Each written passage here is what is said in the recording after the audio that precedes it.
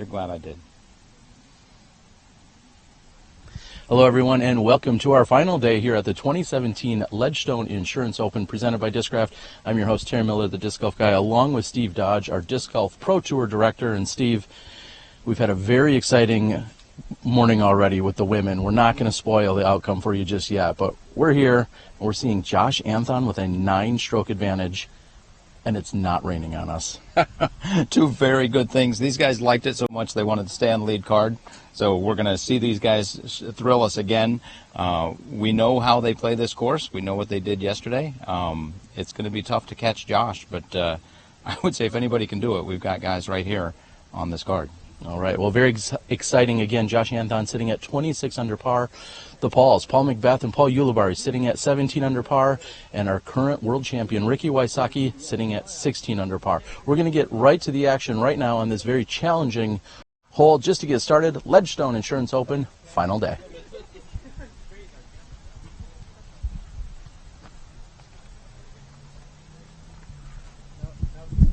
More. Thanks. There you go. Too much of that.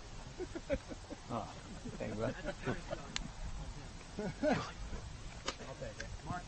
All right, we are Ladies and getting gentlemen, started. first of all, I'd like to thank you all for coming out today to the Ledgestone Tournament. Now we have the cards you've all been waiting for. The lead card. First off, from Rio Linda, California, Josh Anthon.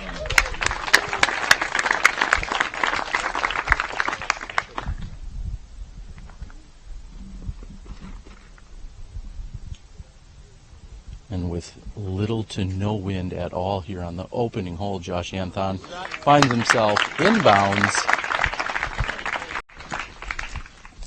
Next off the tee, from Huntington Beach, California, 4-time world's champion, the Ledgestone reigning champion and defending champion, Paul McBeth.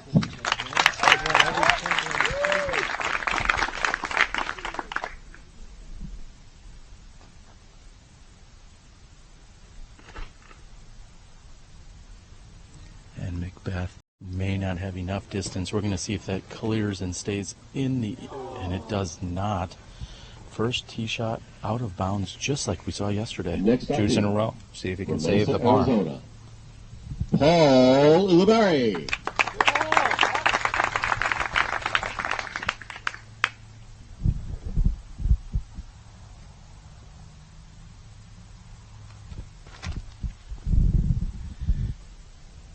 And Yuli's disc is turning over. He's going to find himself carrying toward the OB, but I'm guessing that's going to come up safe, and it's done just that. From Fort Mills, South Carolina, 2-time world's champion, Ricky Wysocki.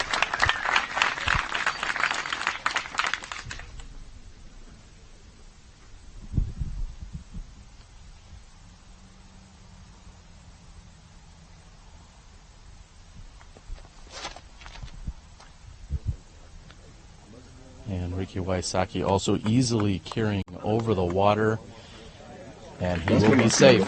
We have a great battle going on in the women's division. We'll show you shot by shot. Let's get to it now over at Sunset Park.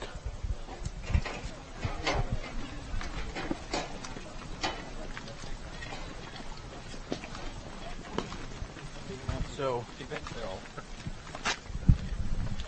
you want to walk or?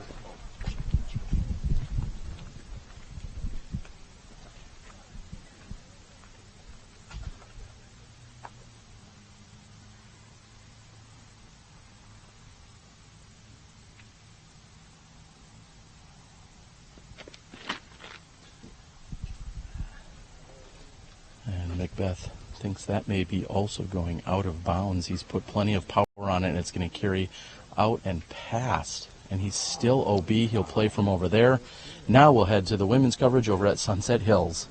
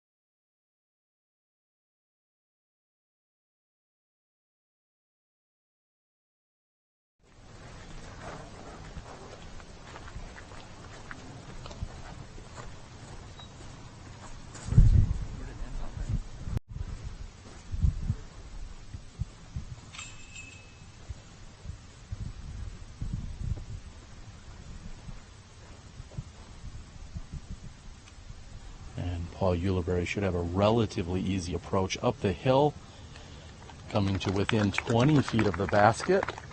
And I think we learned yesterday it's not smart to run this basket from down here. One interesting thing, thinking about Paul McBeth, he might have been trying to make up a stroke early and attacking this so that he could attack the basket if he was straight on. Sort of like Josh Anthon is right now.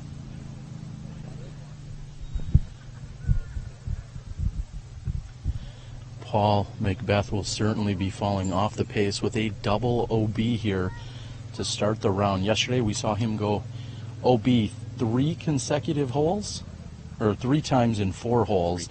So had a little bit of a slow start. And Josh Anthon just played steady and consistent throughout the round. There's an approach shot by Josh. Ricky up next. Plenty of and a little bit of suggestion here on the 1 and 4 interchange. Great to have so many spectators out here in person. And Paul has a little bit of obstruction even after going OB long over the sidewalk where it comes into play on hole 4.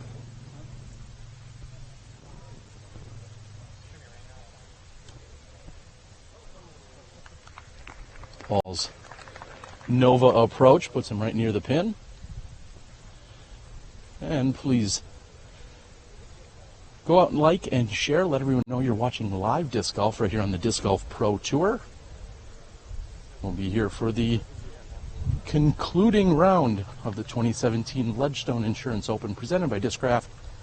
Josh Anthon with a very comfortable 9-stroke lead, and he will not relinquish any during this opening hole. That's very different than the attack that Ricky Wysocki took at the Jonesboro Open when he was up by 9. He decided he should relinquish a stroke or 2, I think, on the first hole. As our players try to figure out who's going to go next and from where, you mentioned Paul McBeth went OB on 3 of the first 4 holes. He actually went OB on the first 2 and saved the par both times. Already a derivation.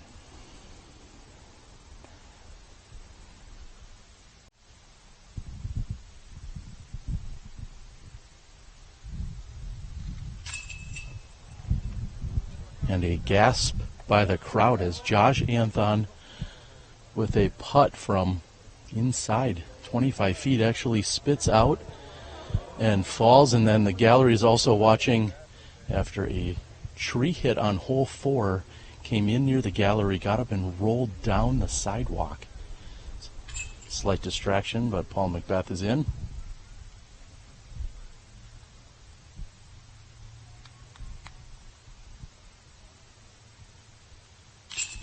So just like that, Josh Anthon actually will relinquish the stroke.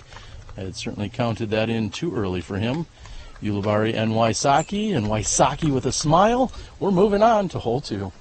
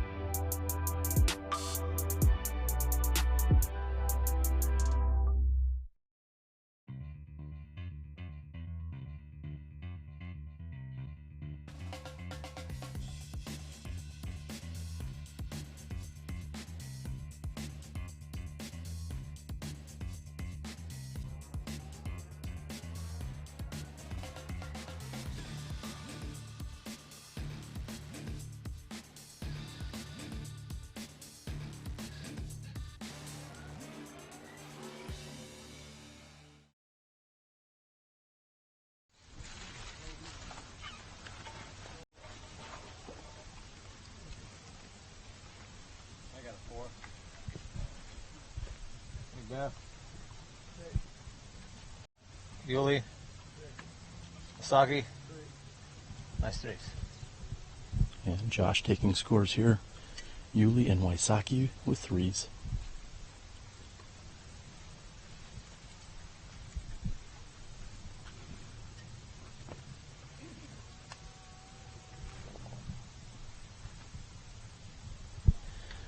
And Ulibarri opts for a forehand with driver.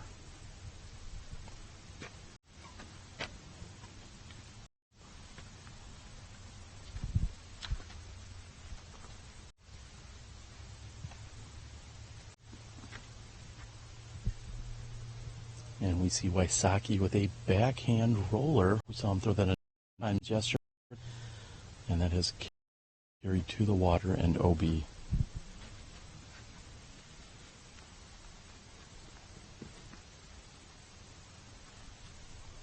Shot.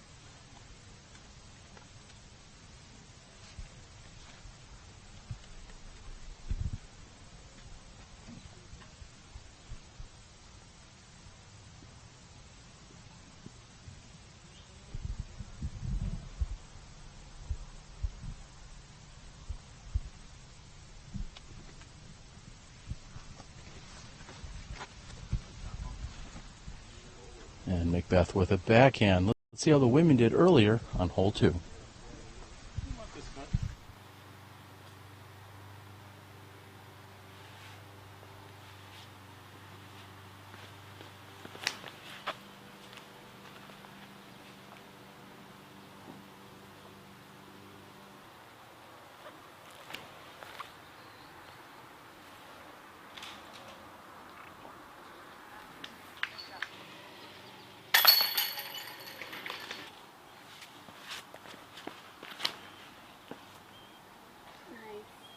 Very pretty.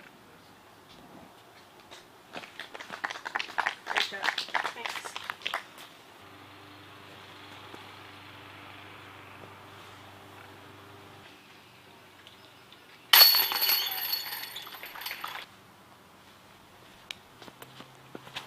Oh no. Put back.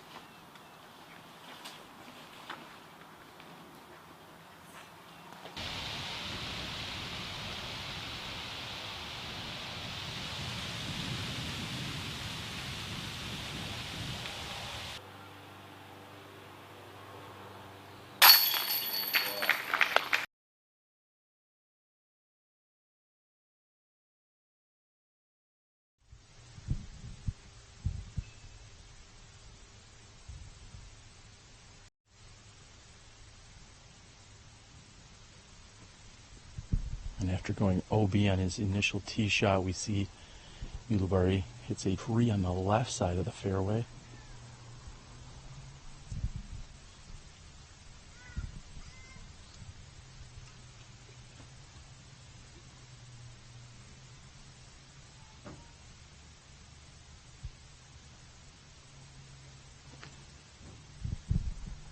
McBeth with a mid-range going up the right alley inside the circuit.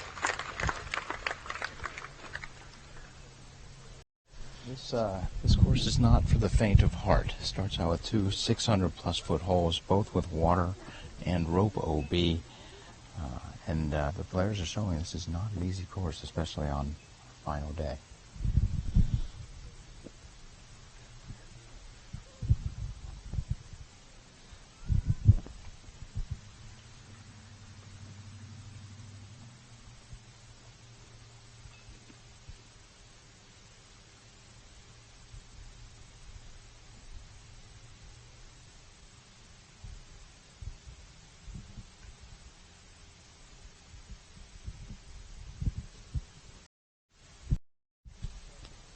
Josh with a shortened run-up was able to throw a hyzer down toward the pin inside the circle. And Steve, a very different that we say when the how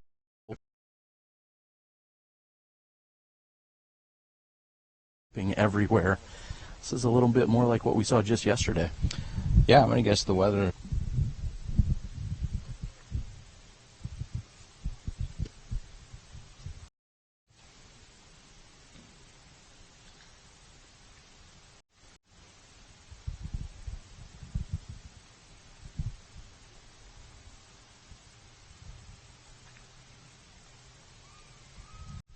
Wysocki hoping to get up and down so that he can walk away with a par here.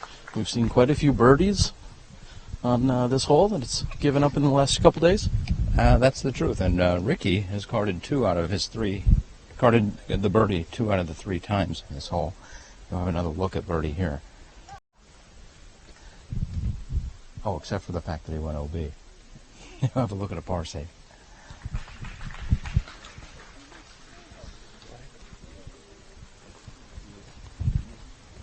Again, Josh Anthon sitting at 26 under par. Uli at 18 under. Wysocki at 17 and McBeth at 15. Looks like Anthon and McBeth may have a chance here to pick up a stroke or two.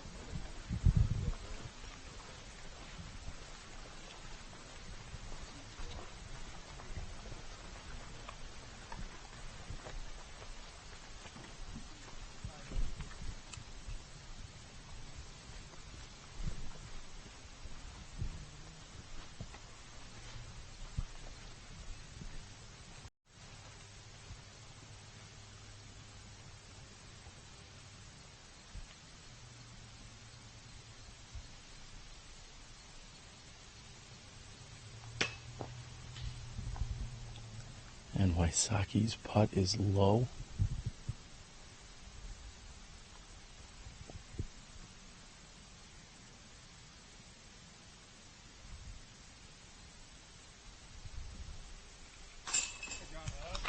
Anthon with a birdie. We're also hearing that James Cole is starting out very hot, just as he did yesterday.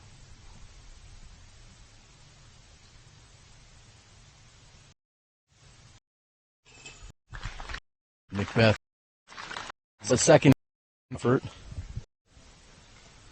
However, he is in for birdie.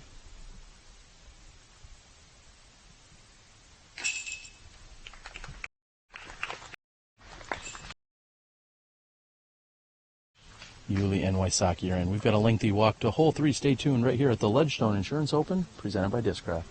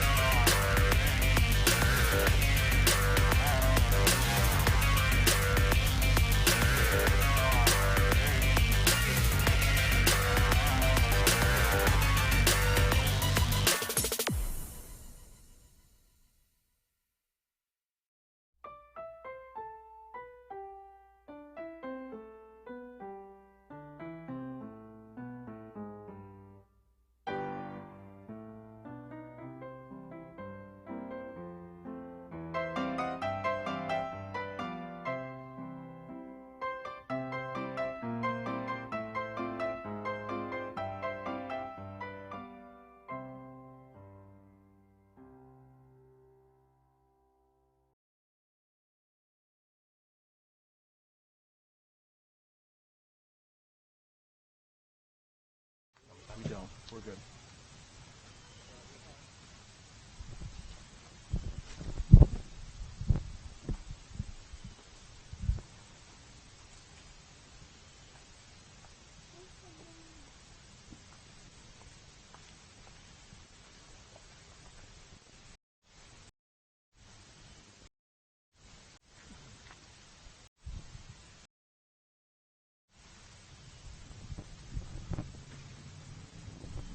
And as we've seen the last few days, Josh Anthon going right up the middle, 260-foot par 3, hole number 3. Josh has birdied it all 3 days so far.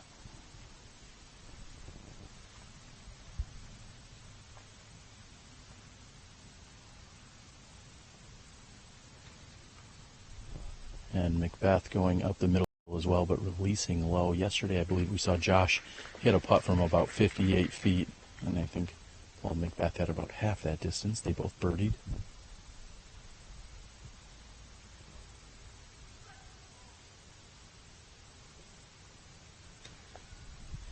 And Uli goes a little wider right. We're going to see now if Ricky Wysocki changes up his game plan, and he's doing just that. The last 2 days, we've seen him go OB with a forehand. Today, backhand.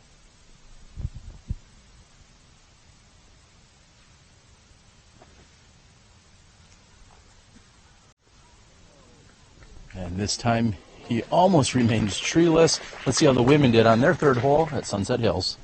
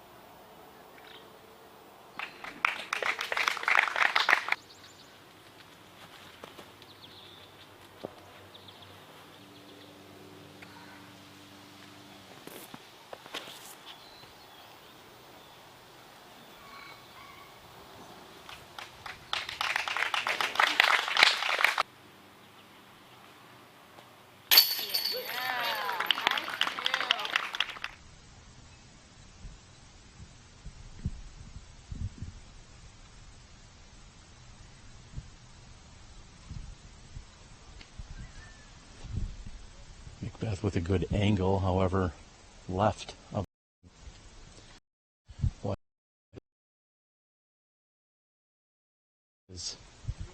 looks to be just about circle's edge. In fact, he's about 1 meter behind that, looking, and Uli's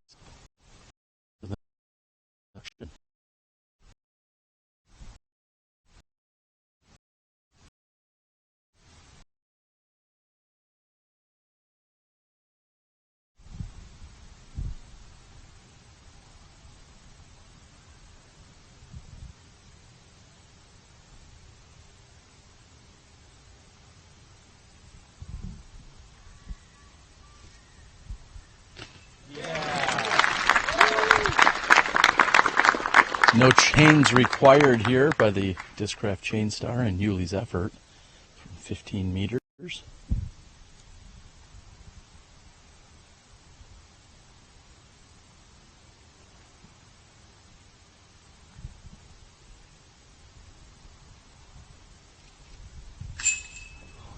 And Ricky just a bit high left, does not bring it in. Josh Anthon at 35 feet.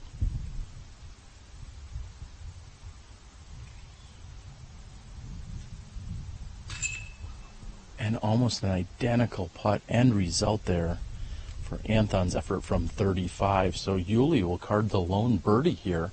Quite surprising on this 260-foot hole.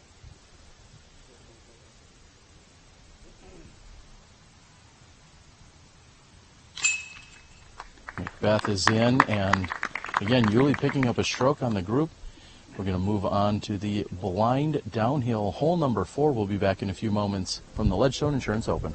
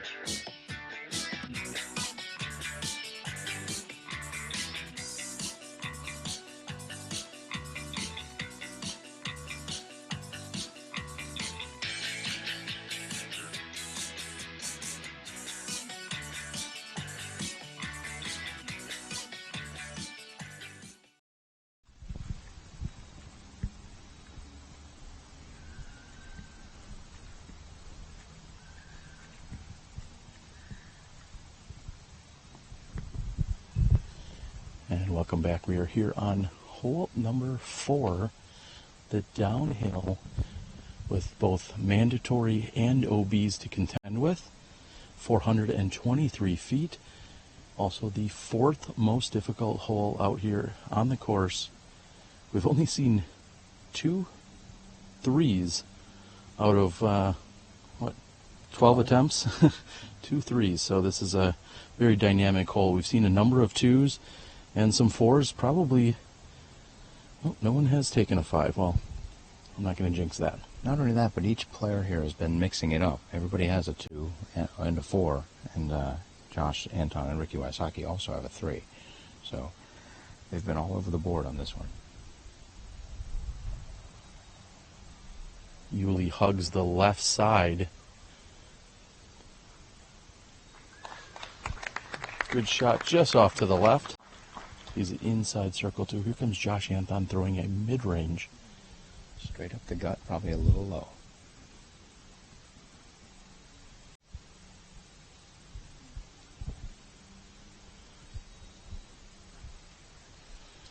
Carried left toward the rough. Do you think he missed through that, or did he change his tack? I think he wished he'd thrown that a little bit harder. We know he's got more than enough power.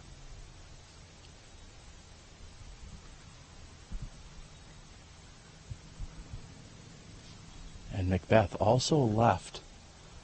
And early, Ricky had a drop in from 3 feet here yesterday.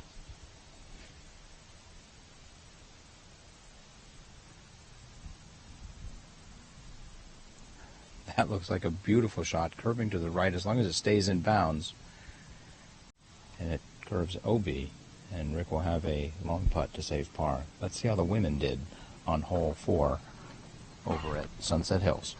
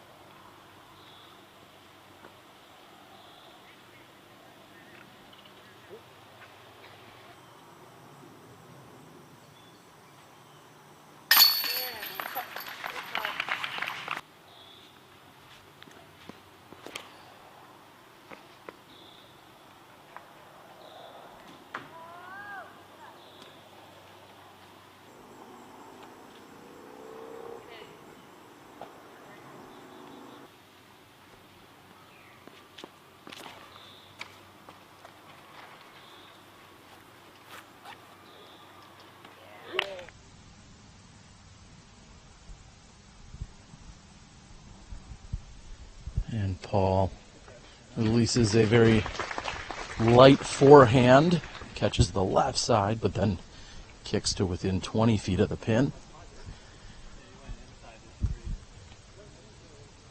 Mike Kropika is giving a spot. However, Ricky somewhat seems to disagree with it.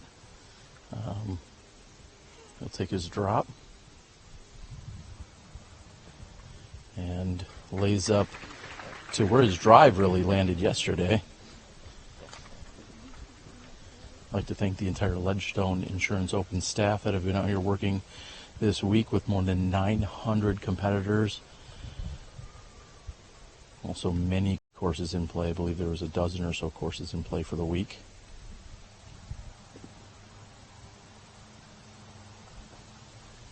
Anthon really has no choice but to lay up from the position he's in. Walking away with the 3 here. Doesn't look like it will hurt anyone today. Uli may have a look here. We'll see how obstructed he is. Not only is the basket perched on a mound, but there is OB sidewalk approximately 22 feet past the pin.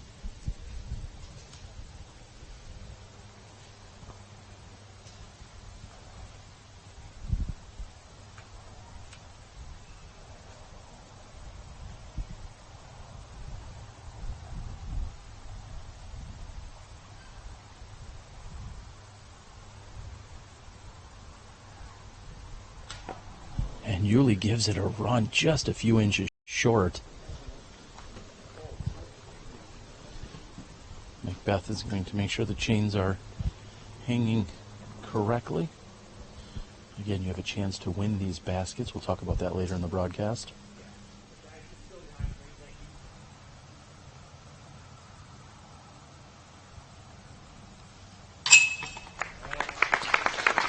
That will give Anthon, McBeth, and Ulibarri all threes. Ricky will tap in for his 4 with the penalty. And we're going to be moving on to the hole we saw yesterday where Paul McBeth wedged it into the side of the basket. We're moving on to hole 5, the Ledgestone Insurance Open.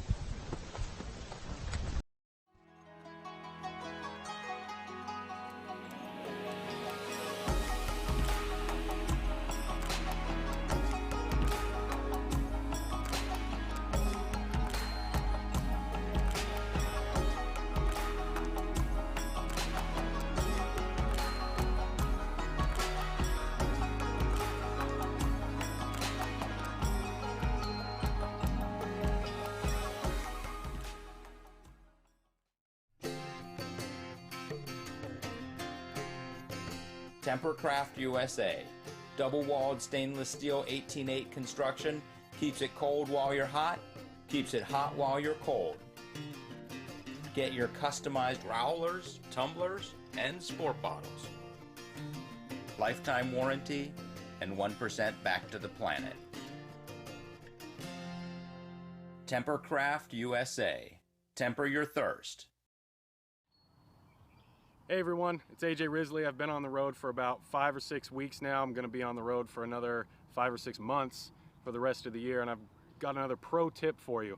When you're playing as much golf as I do and as the rest of the touring pros do, you are on your feet for pretty much 5 or 6 days out of the week, so that means that your feet are going to be pretty tired. So what I like to do is I always have a nice pair of flip-flops in the trunk and usually an extra pair of socks to change into right when I get off the course, because I know my dogs are definitely barking.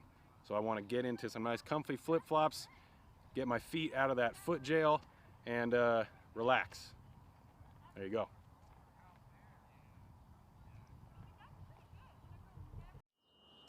Back it up.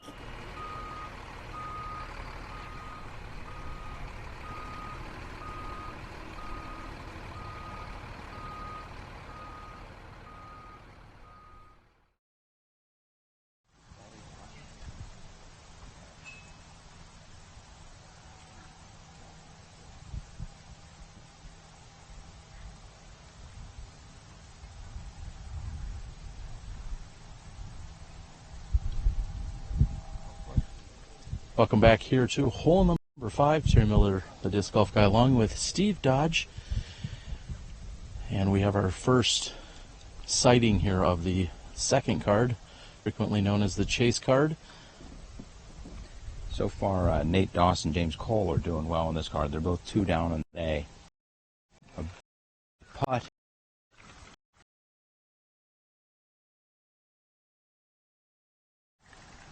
Do you know who that was, Terry? Well, we are on the other side of the baseball diamond. Might be Cam Colglazier. Nope, that was info. Very similar build. Yes. And Cam Colglazier, if that was in fact a birdie putt, that was not. He double bogeyed this hole.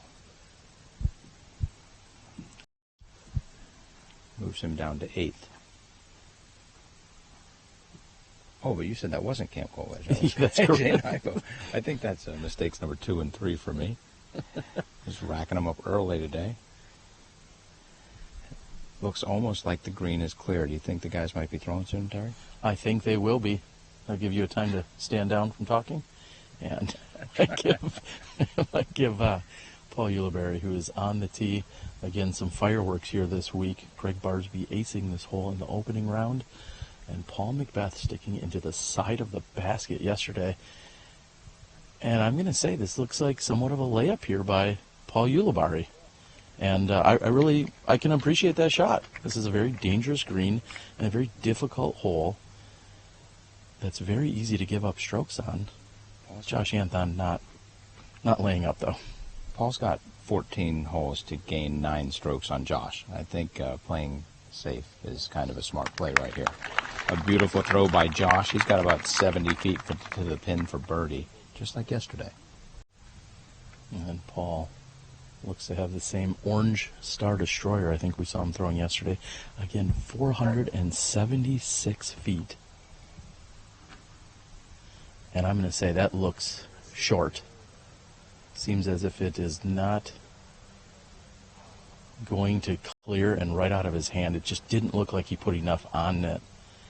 And Paul McBeth will find himself OB. That leaves Ricky Wysocki fourth to tee. I've got to say, I'm not sure Ulibarri is necessarily thinking he's going to get all the way to hunting down Josh and catching him, but he'd love to secure himself a second place finish. Great shot by Wysocki. Stay tuned. We're going to move right to the drop zone. So we're going to watch the crowd in the gallery all move right to the drop zone. After we see Paul McBeth throw from the drop zone, that's when we'll head over to the women's footage. The women are having a great battle, and I watched along on UDisc Live. I did not see any of the footage myself, so I'm very excited to hear and see how this plays out for us on the women's side. Seemed as if it was a two-woman race throughout most of this weekend. Valarie and Jessica Weese seemed to really pull ahead and maintain for the most part. Here's Paul McBeth.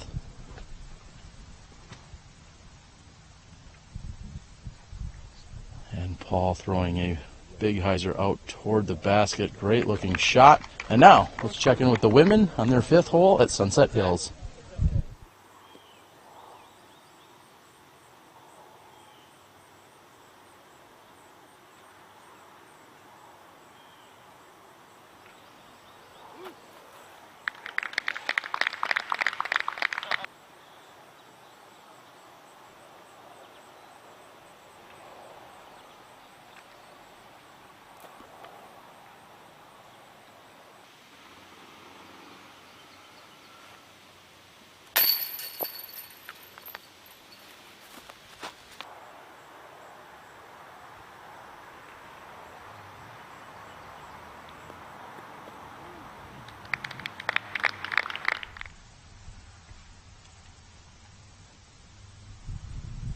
And Paul Ulibarri just past the basket for his approach shot.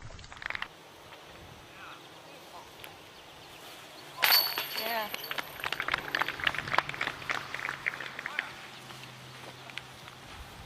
76-foot hole.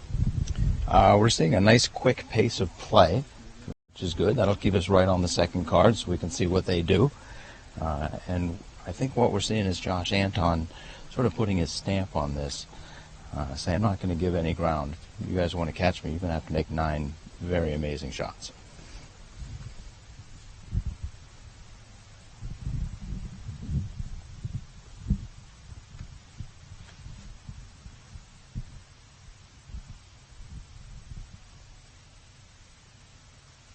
And Josh has 75 feet to the pin. Had it not been elevated, that might have hit side basket. I feel like Josh did the exact same thing yesterday. Like he was going for the basket on the sticker there.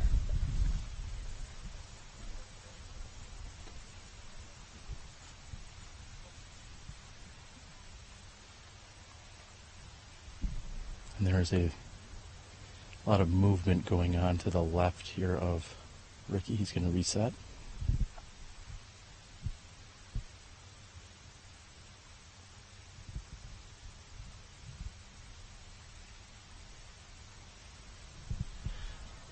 And Ricky lofts it up and over the basket, almost as if there was a wind lift, but instead he was just putting to the elevated pin.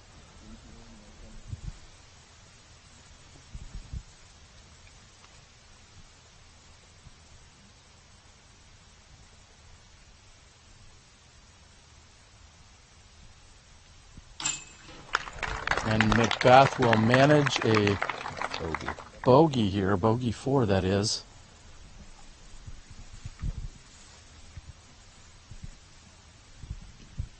Ricky will be putting directly back at where Steve and I are standing. Looks like he has at least 22 feet.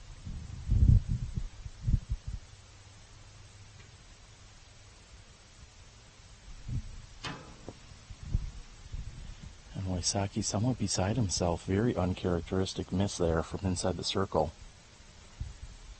He had a similar miss on hole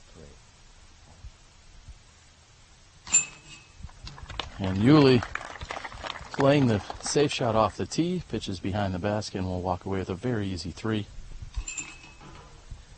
Josh Anthon also will walk in with a very easy 3. We'll move it on to the long par 4, hole number 6, right here at the Ledgestone Insurance Open.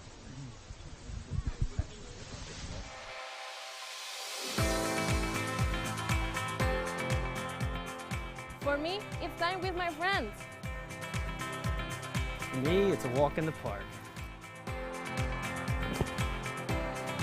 For me, it's my job. For me, it's fun.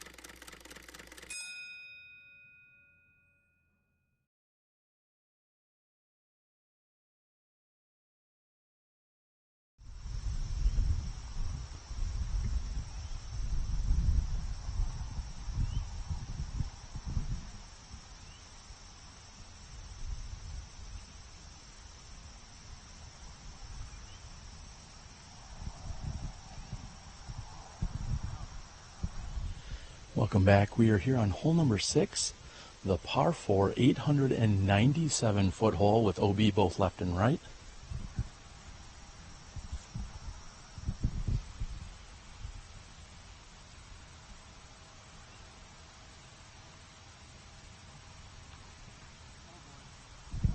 Nate Doss has released a shot that's heading into the gallery. Everyone's going to need to move. Unfortunately, that is not going to come back inbounds. Seems as if he just possibly held on to it too long. He knew right out of his hands that it was not going to be enough to get back in bounds.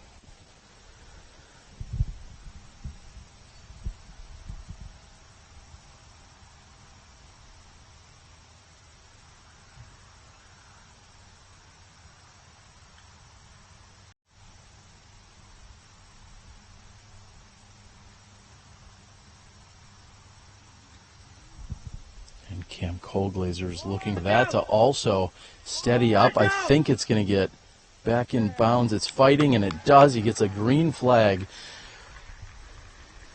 Gallery needs to keep their heads on a swivel here as these shots are coming in. KJ Nybo will be next to throw.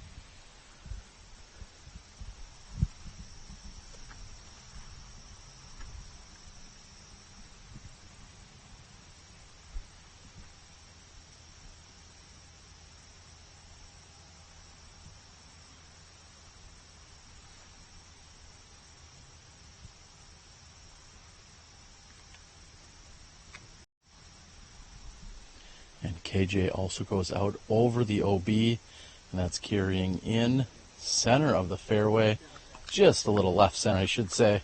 And we're going to move up just a few feet. Nate Doss has gone out of bounds, so he'll move up approximately 100 feet from where he previously was. That's the last place that he found himself in bounds.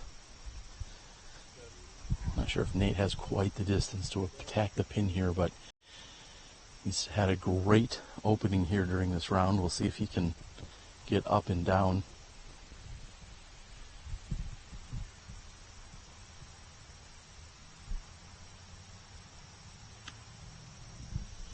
And it looks like he's just playing it out to the fairway. He's not necessarily trying to get to the pin.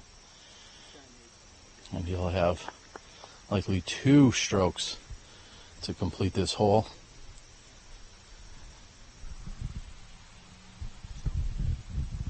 We're going to follow this group a little bit further. That will also then get us in position to turn around and see our lead card as they'll be teeing off.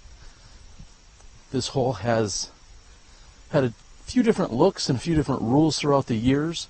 Also has been normally considered a par 5, measuring in at just short of 900 feet this year. It is a par 4 with a few less obstacles. There was also a field goal pulse that was out here a number of years ago. Players had to contend with. And our second card is moving down, and it looks like we're back and we're ready. Paul Ulibarri was already ready on the tee, and he has thrown a great shot center fairway. Steve Dodge also joins me. Went out and got a little 3K run in. It's good to be loose. Josh Anthon throws just as we would expect. Very good shot. It's a little tighter to the right than I would have expected, but he's going to have a really good look at the green. Should have an easy 4 from there. I feel like the Paul closer McBeth is being very aggressive on this drive. Comes out over the OB. I think he's going to be running this for the 3. And I will say it, I feel like the closer you are to the right side OB line, the better position you're in to be aggressive on a second shot if you're trying to do that. And Wysocki answers with an almost identical shot to McBeth's. We're going to be back with you in a few moments. We'll see how the women did on hole 6 at Sunset Hills Disc Golf Course.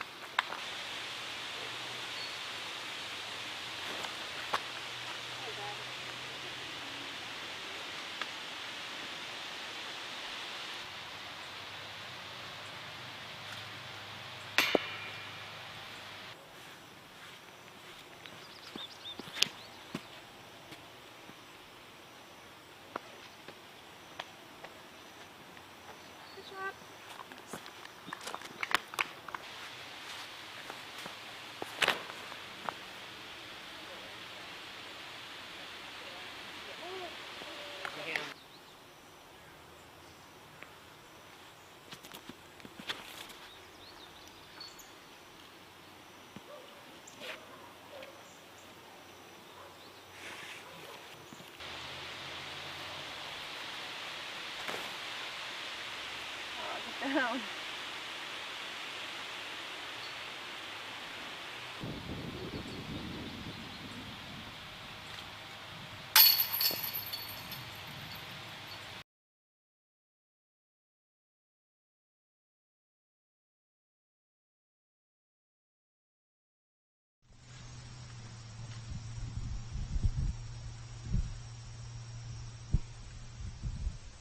Welcome back to the green of hole number 6. A few moments ago we watched Nate Doss throw OB on his second shot. He then approached to within 100 of the pin. And he's then putting from there. James Cole looks to be wrapping up hole 6 with a par. And KJ Nybo had tickled the chains on his long putt just a few moments ago while we were watching the lead card throw their drives. Cameron Colglazer taps in, and I think we're going to turn around and see more action coming in from our lead card here on hole 6.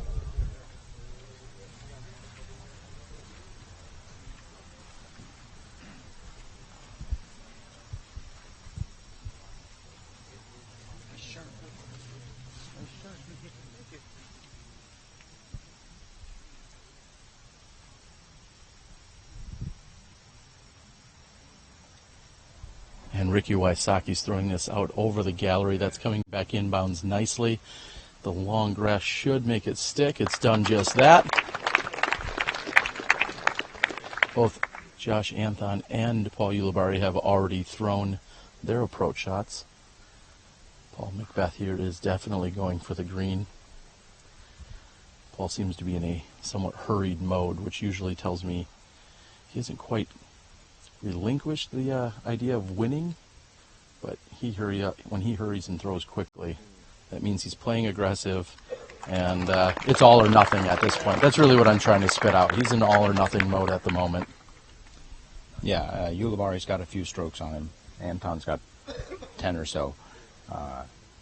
He's throwing fast, and he wants to make some big plays. One interesting thing about this right now, Anton, if he can hold on to win, is looking at a $6,500 payday. This is the richest tournament in disc golf history, as Nate Heinold likes to say again. Another $20,000 going to St. Jude. Make sure to go to the Ledgestone Open Facebook page to get your raffle ticket. But second place, which is where Paul Ulibarri sits right now, is $4,500. And here's Paul Ulibarri's third shot. And that is a beautiful shot that does sit, and he'll have about 25 feet to the pin. I'm going to go ahead and guess that would be Paul Ulibarri's largest cash winnings at one given event if he were to hold on to that second place spot and bring in the $4,500 paycheck. So although first is looking less and less obtainable with every passing moment, holding on to second for $4,500 is not such a bad day either.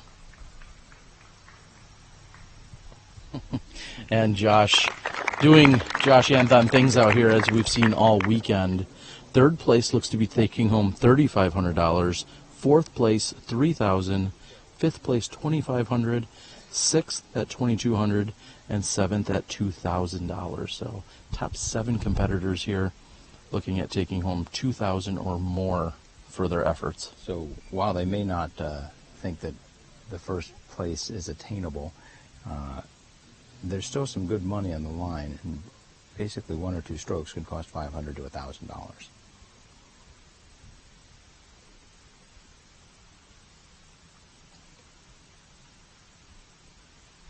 From 16 meters. Wysocki eagles.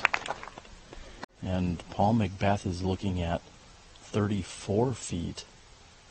Also looking to eagle here.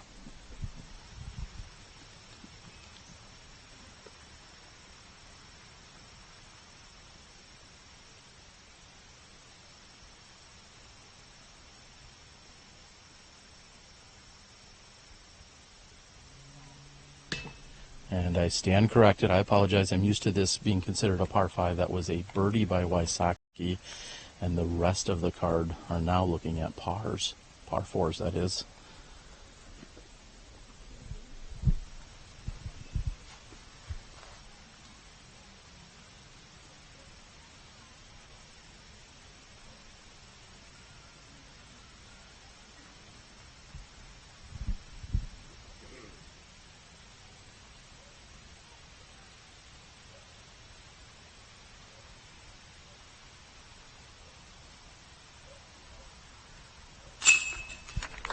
And Ulibarri has a certain focus to him today that I really like seeing. He is dialed in.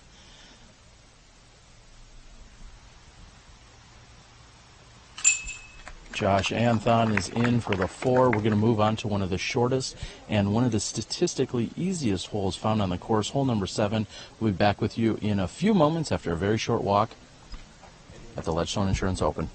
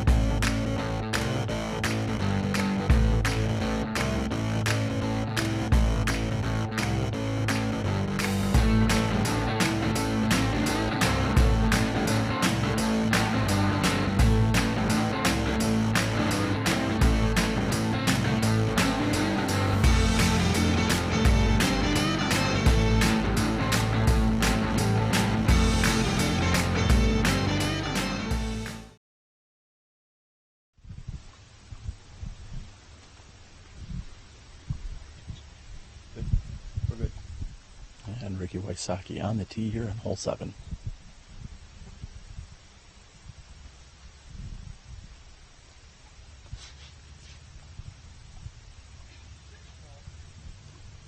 Rick opts for the standstill forehand tee shot. Hits a tree near the pin, kicks left. He's inside the circle.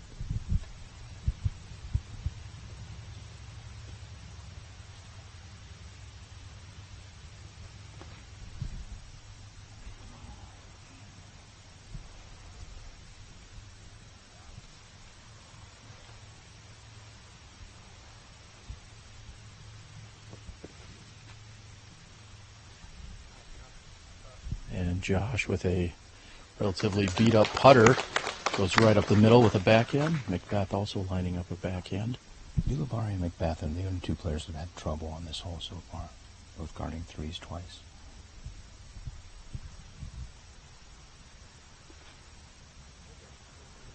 And McBeth opting for a mid-range going deep of the pin. Let's see how the women did on hole 7 at Sunset Hills.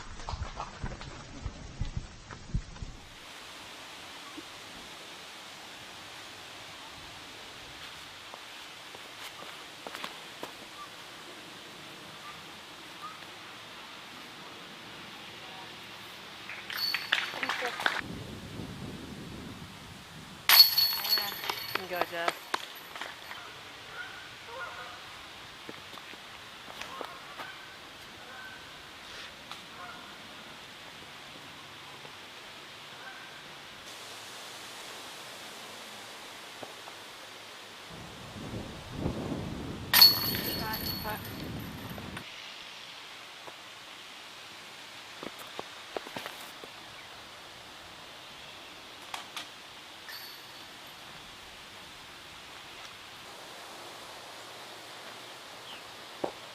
Get up.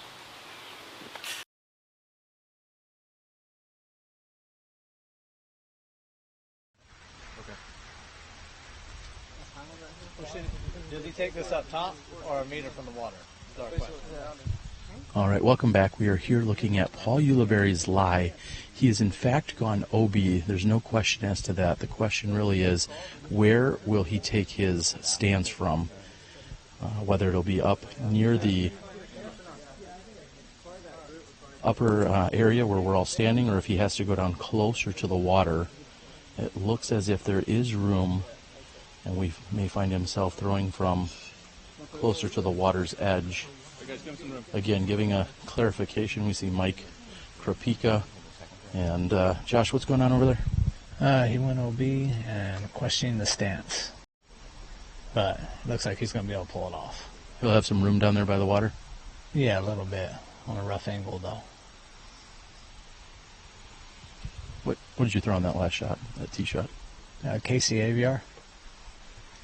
All right. Again, Paul Ulibarri is going to have a difficult angle. He's got to be careful. He's going to be throwing uphill to his right as it carries over. He wants to make sure that it doesn't come in and roll. He also has a number of trees. It looks like about 3, maybe 4 trees between him and the basket.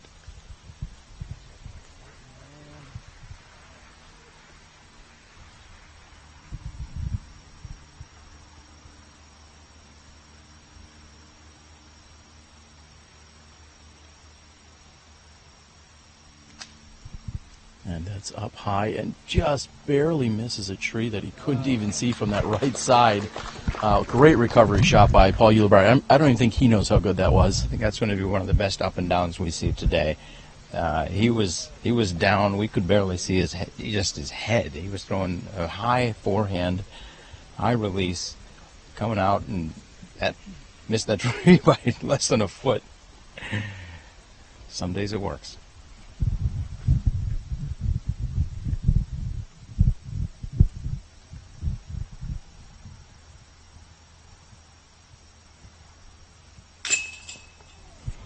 And after hitting dead center pole, somehow that comes back at Ricky Wysocki. He seems to be... Wow, he does not show any emotion after that. Maybe stunned, I think is the word. Ricky very composed and poised after that. That was nasty. He did a great job of bouncing back after a couple of really tough putts on hole 5. Did a long putt on 6. Kind of felt he was maybe getting his mojo back, and it just got taken away. Moving on to hole number 8, a very long peninsula shot. Stay tuned at the Ledgestone Insurance Open, presented by Discraft.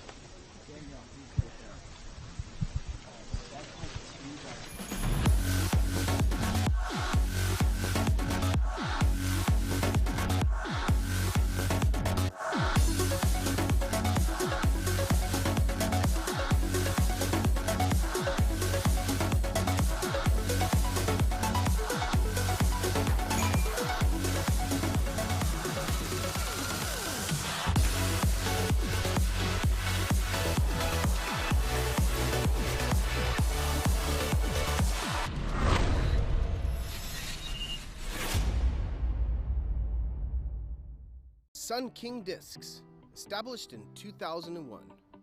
Florida's most respected name in disc sports. Official retail merchandiser of the Disc Golf Pro Tour. Currently on tour supporting Discraft and DGA live inventory, free shipping at $12.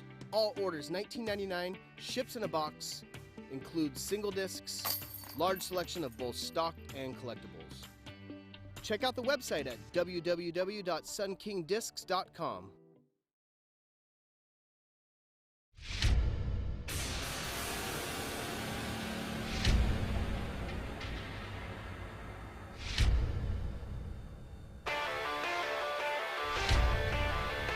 For looks, for life, for Lincoln.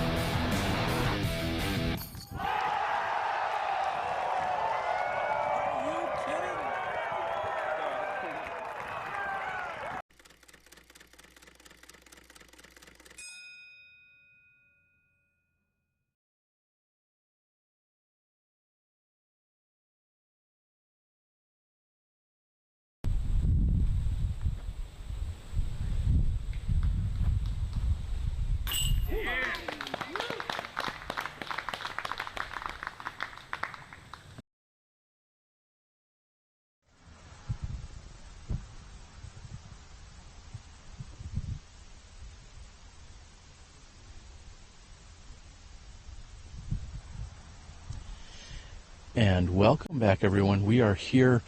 The second card is just about, they're just about ready to throw their approach shots on this very challenging hole number 8, which plays to a peninsula green. They are standing down for just a few more moments here as the third card are, looks like they're just throwing their final putts on that green I just mentioned a few moments ago, and we're seeing some score shifting. Seems like James Snappy Cole is really dialing this course in. If this was 3 or 4 more rounds, he'd maybe be able to catch Josh. I'm interested in going and seeing what he did the first 2 rounds. I have not looked into that yet, but these last 2 days, he has got this front 9 dialed in. He's currently sitting in 3rd place, 1 stroke behind Paul Ulibarri. Seemingly would love to get a little piece of that $4,500 second place money. So James coming from the 2nd card. Yesterday he was coming from the 3rd card, and who knows, at the end of this he might be sitting somewhere nicely into the top 4. So it looks like the 3rd card is clearing off the green here on hole 8. This is one of the most challenging holes on the course. Averages half a stroke above par, 793 foot par 4. And as we said yesterday, this is the hole you want to play safe. If you're Josh Anthon, I expect we're going to see him pump it right through that gap and then do a nice little hyzer to that opening again. And it's just a matter of executing those 2 shots. If he can do that, he won't be losing any more than 1 stroke here, and he might be gaining a stroke if the other guys are aggressive. Again, 3rd card just moving off, and it looks like we will be in position and ready. We'll be giving you approach shots here from our chase card. Nate Doss checking the wind. Very little wind here today, certainly worth talking about. Yesterday I was all but ready to call this round off as the forecast was very unfavorable throughout the week, and somehow we've managed to stay away from any significant rain or thunderstorms. Nate Doss probably throwing his green Z Wasp. Looks to be left side but safe. Cameron Colglazer lining up his shot. Steve, you mentioned a moment ago, this hole is one where if you just take the par, you're going to be doing just fine. The par 4 that it is. Colglazer with a very straight and narrow shot, which is drifting to the right. If you get up near the stump found on this hole, you'll be in pretty good position to get up and down from there. You are 100% right there, Terry. Almost 40% of the people that play this hole end up going above par. So, and only 5% actually manage the birdie. The smart play, get your par and move on. I'm not sure anyone plays smarter than KJ Nybo. He is a student of the game.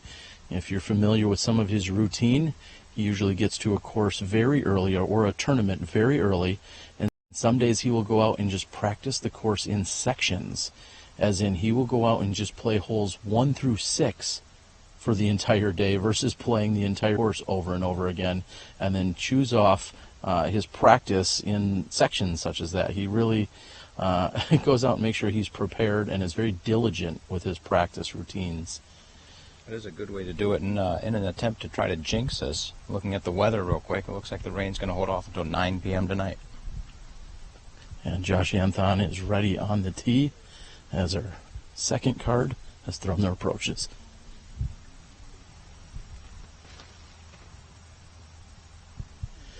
And a little turn on that. And you said it. You thought he would pure the shot. He's done just that. Josh Anthon sitting with his 28 under par in great position here on hole number 8. Those of us who don't have as much power as, say, the top guys in the tour love seeing the way he throws that disc with a little bit of flex.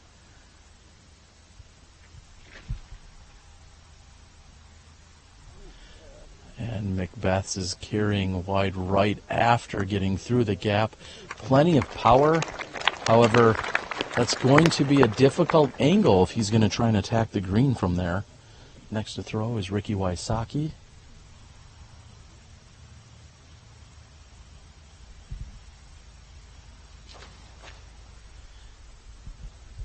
Wow. And Wysocki's also carrying right after getting through the gap. Makes me wonder if there's a little bit more of a wind on the other side of the woods there.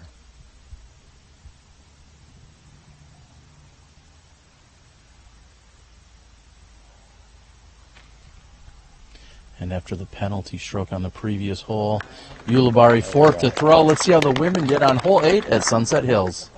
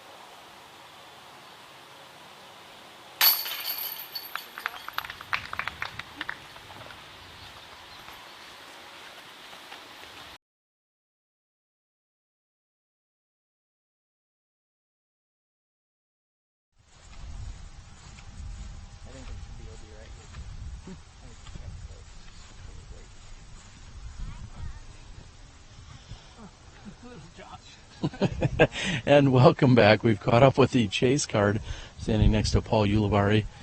He thinks there should be OB to the right where he saw Ricky and Paul McBeth. Or maybe he was just thinking OB for the top 2 players in the world. There should be OB for them over there. Either way, we're seeing KJ Nybo possibly lining up for what could be a 3 here shortly. Josh Anthon will be first to throw when our lead card resumes.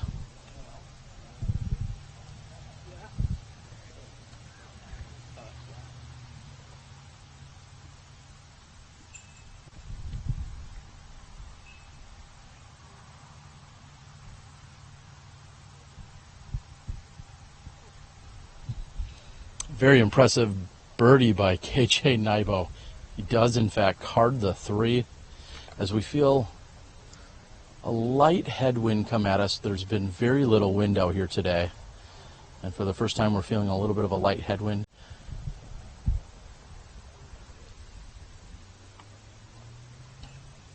Also joining us for some insights from around the course and from a little bit earlier on the course. I think we're going to be catching up with Dana Vichy, Dynamite. Your tournament is complete. Your scorecards have been turned in. How are we sitting? Are you watching that cash line?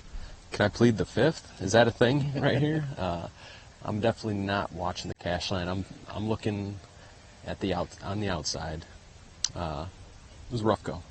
It was a rough go. Well, there is some great action taking place here. Everyone is also watching the women and how that's unfolding over at Sunset Hills earlier this morning. We're not spoiling it for anyone.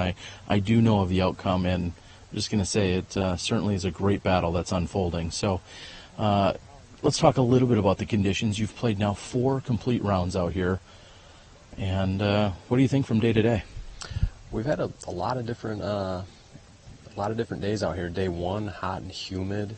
Day 2, we had the high winds. Yesterday was pretty favorable scoring. Today, the same thing, but the winds are a little bit swirly and picking up on and off, which definitely makes it hard to attack some of these greens. And on the putting green, it definitely proposes a little bit of more of a challenge. But overall, pretty good scoring conditions because A, it's not raining. Mm-hmm. And B, the humidity seems to be down at the moment. It's cloudy, a little bit overcast. Again, very comfortable out here. Josh Anthon's going to be throwing in a moment. We also just saw KJ Nybo card the 3 here on hole number 8. Did you manage any of those out here? Definitely no. This is one where you've got to throw 2 really good shots to snip a 3, and KJ must have done that. I'm not quite sure. We'll see how aggressive Josh is going to get here, but it looks like he's got a leopard in his hand.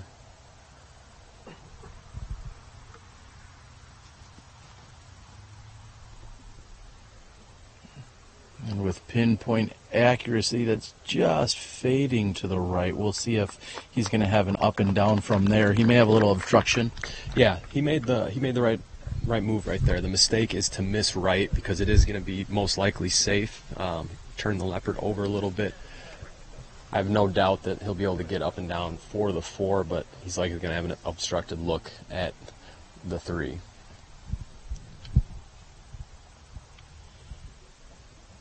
Wysocki coming in very early with that forehand. May find himself in a similar position to Josh, maybe even short of where Josh's was. We noticed that both Wysocki and McBeth finished right off of their tee shots. Paul's really in perfect position here. And Ulibarri with a misfire of sorts. Also right side. You said you'd rather be right than left because you're not losing a disc or going OB, but off to the right is also very, very difficult. Yeah, it's a jungle over there, but it's dry, and you're likely going to be getting up and down for the par versus struggling for a par. And this is a beautiful forehand from Paul. The green does open up on the back side, which he did fly over the bucket. He's probably well inside the circle there. We're glad you are tuned in and watching live disc golf right here on the Disc Golf Pro Tour. Terry Miller, the Disc Golf Guy, now joined with our guest commentator in Dynamite, Dana Vichy. And we are almost through 8 holes during our final round. Josh Anthon maintains his ginormous lead, and we see that just a few holes to play, and he may be taking home this $6,500 paycheck. Second place coming in at $4,500. James Cole's trying to get up into the into those higher cash spots. He's playing very well today. We saw Nate Doss struggled a few holes back, but Nate Doss also making a charge there from the second card.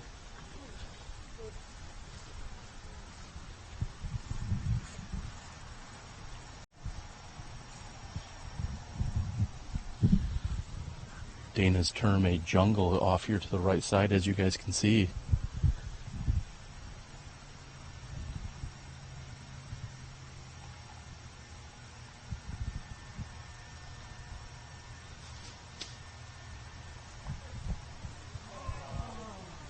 And just beyond the basket, as we already know on this peninsula green, it looks like Wysocki's has in fact rolled out of bounds into the water. You have a relatively easy putt from there. However, another stroke given away, further distancing him from our leader, Josh Anthon. I've talked about that the last 2 days out here, Dana, that this is a very tight, very small peninsula green, and anytime you're off to the right side, as you said, there's room over there, but you can't go deep, as Ricky just did. Yeah, that was, I'm not sure if he was trying to run that. He must have been, because that should have been an easy, just little flop putter, land flat, and he just pushed it a little deep, and it caught that hillside. And McBeth coming in with the 3. Solid birdie here on hole number 8.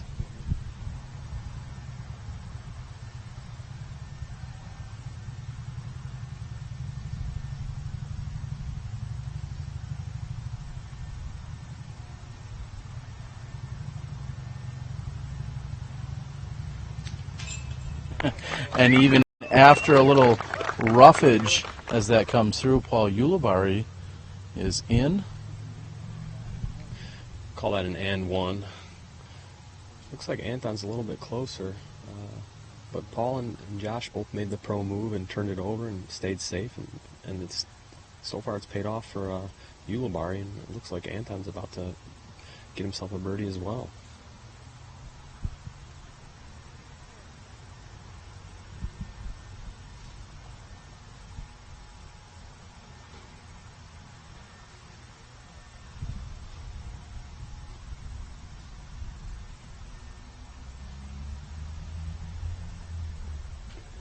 A very rare miss and mistake there by Josh Anthon. Not only did he not grab any metal, but he then carried into the water OB. I'd have to say that was probably the most egregious mistake we've seen by Josh Anthon here over the last 3 days of play. Wysocki retrieves his putter. Josh is going to go ahead and mark his lie. And he's fine that he's got a few to play with. Wysocki almost dips himself into the side of the water here as well. Paul's going to see if he can possibly help out with a retrieval, and McBeth heading over to help out his pal Josh Anthon. They're going to see if we can get a full-blown recovery here, and he's done just that. Paul Ulibarri's mom and family are out watching, I'm sure. Hello, Pat and the crew. Thank you guys for watching. We're going to move over after a lengthy walk onto hole 9, the bridge hole at the Ledgestone Insurance Open, presented by Discraft.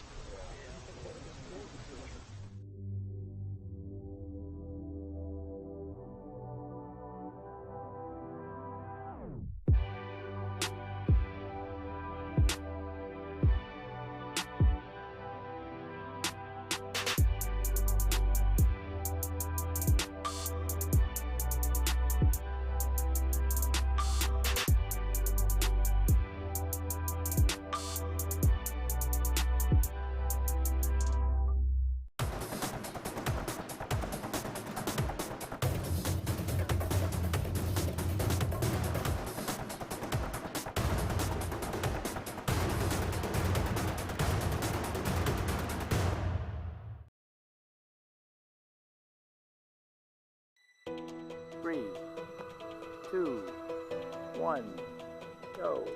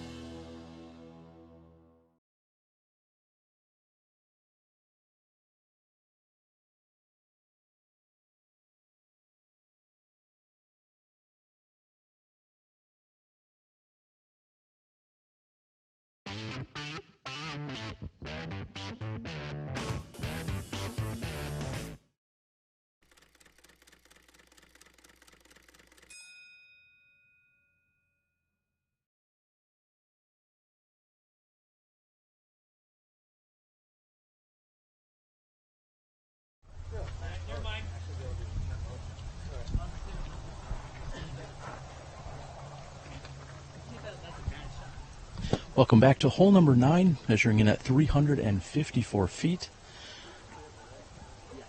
Paul McBeth, we're going to move the TD out of the way so you guys can watch the play.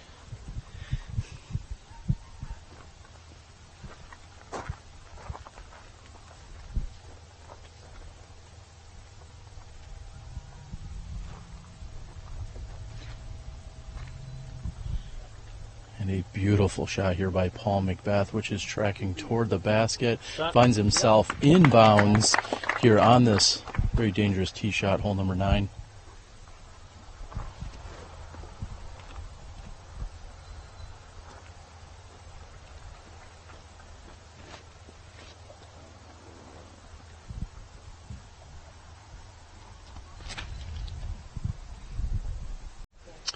And that's got to get some legs, playing to the fat side. Good shot by Paul.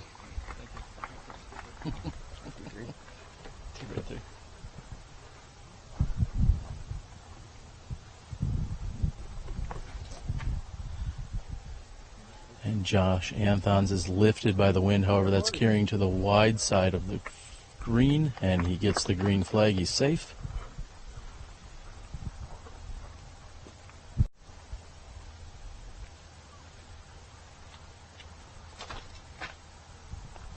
And Ricky also is carrying left to see if that's got enough legs. It looks like we should get a green flag. We'll see how the women did on hole 9 at Sunset Hills.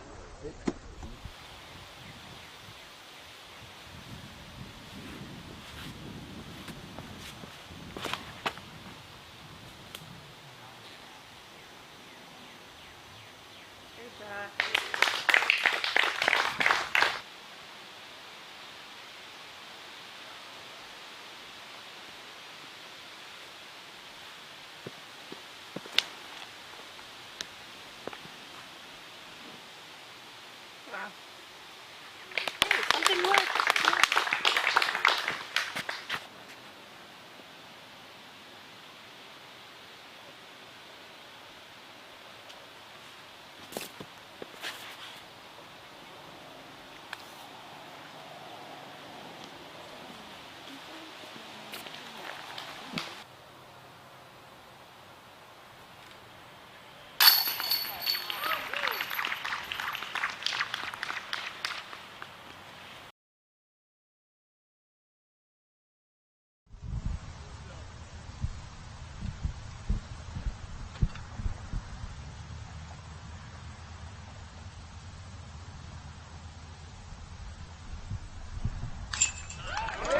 And from 15 meters, Wysocki converts for the birdie. Paul Ulibarri is just a few steps inside that.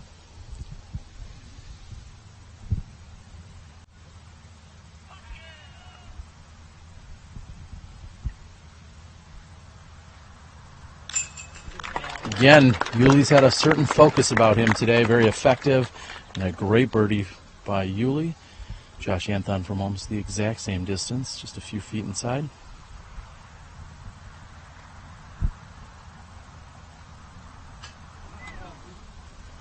And another rare miss there by Josh Anthon.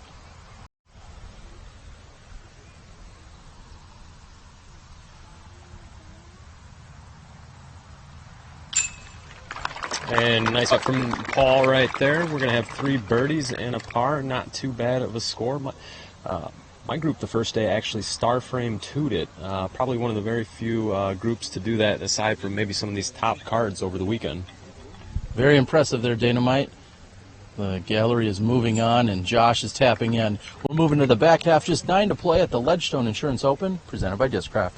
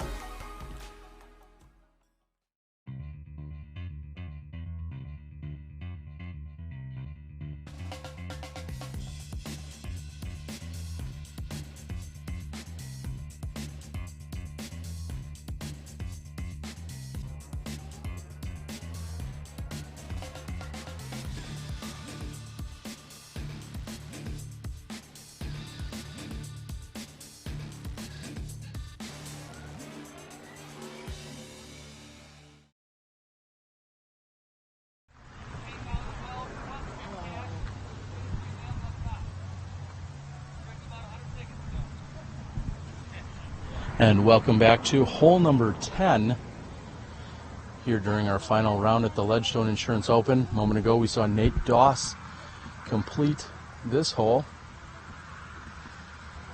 Looks like James Snappy Cole has tapped in, Cameron Colglazer, KJ Nybo. Dana, if you added all 4 of the drives yesterday in terms of how far away they were from the basket, I'm not sure it would have equaled 33 feet by our 4 competitors. 3 park jobs and 1 just outside the park job. It was very impressive. No big surprise here. This is definitely in the wheelhouse for all these players. It says 500 on the tee box. It's probably playing closer to 450, maybe even a little bit less. It is downhill, but this is just a wheelhouse smash for these guys. No sweat. I even challenged Nate Heinold after we watched 4 park jobs or 4 very close drives. I challenged him and said, "Is it really 500?" And he says, "We use lasers." And McBeth very easily putting it inside the circle.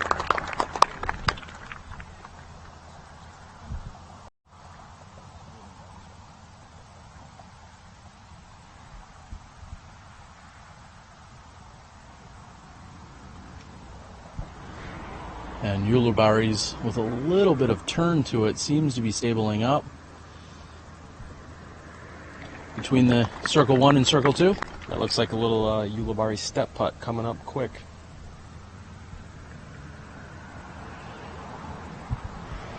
And Wysocki riding the wind, or I should say almost even fighting it. Doesn't get a forward skip, but he'll have an easy birdie putt from there. And the famous now stutter step by Josh Anthon looks to be heading right toward the pin, a little short. Let's see how the women competed on hole 9 earlier today.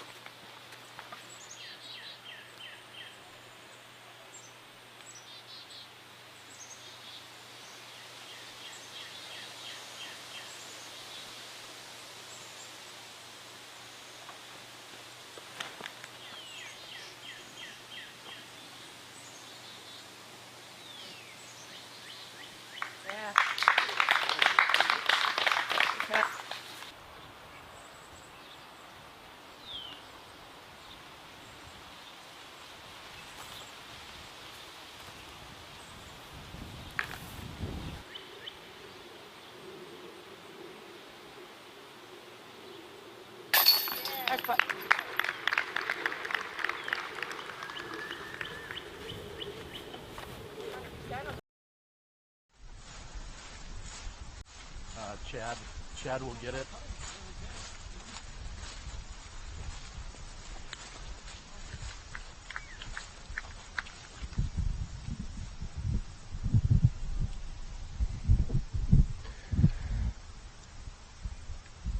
And we've got Paul Ulibarri lining up a putt here, just outside the circle. Look for another little stepper. If it's anything like the last putt, it's going to be dead center.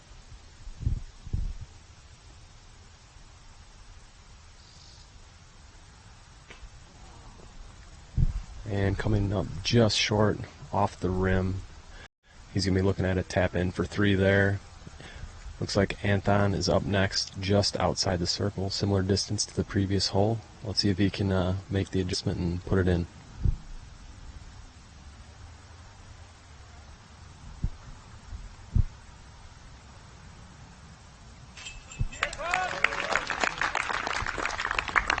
And he sneaks it in on the right side.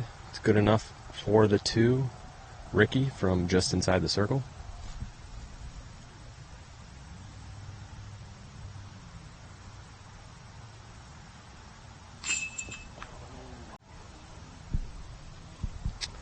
And not enough postage, return to sender. That hit dead center pole, came right back at Ricky. Paul checks the chains to make sure they're not tangled before lining up this 15-footer. And certainly a little frustration there by Ricky Wysocki. He was spit on hole number 7. One that definitely could have stayed in for him, and unfortunately, just not the best of luck. Ricky slams it in. He's understandably frustrated. We're going to move on. We got a long walk to hole 11. We'll be back at the Ledgestone Insurance Open.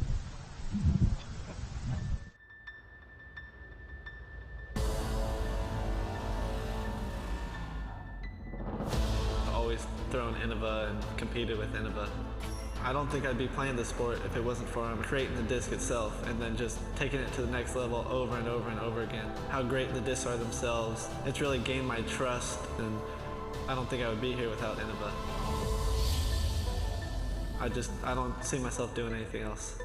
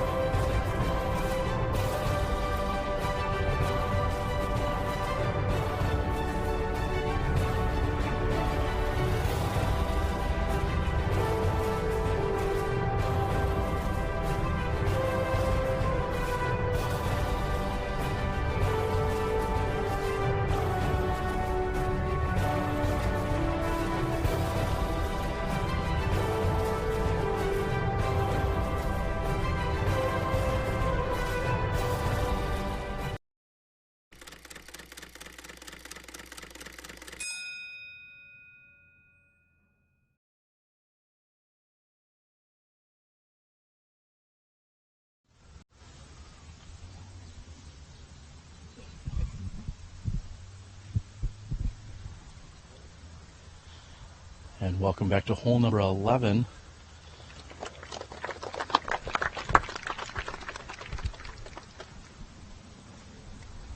Josh Anthon quickly getting up and throwing his forehand.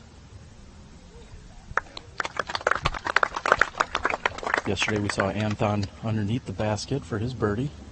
Ulibarri will throw a forehand, as will Wysocki.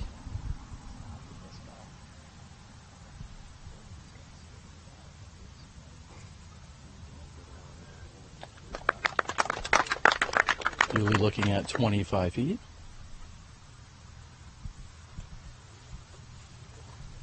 And Wysocki just short. 4 birdie looks. Let's see how the women did on hole 11.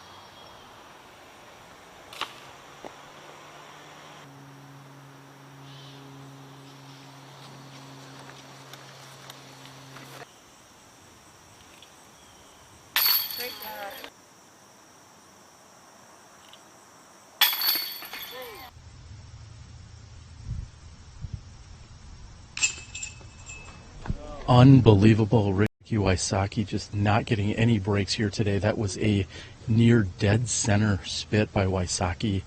At this point, he has a valid argument here. That is very frustrating.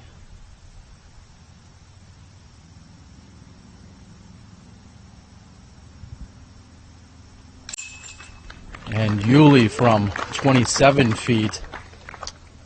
Let me pick my jaw up off the ground. I was about to commend Ricky on just stepping up and jamming the putt like he should, but that's what he did. And McBeth taps in. That's unfortunate. Hopefully it's the last we see on this card, and hopefully the last for Ricky. Moving on to the water tower hole, hole 12.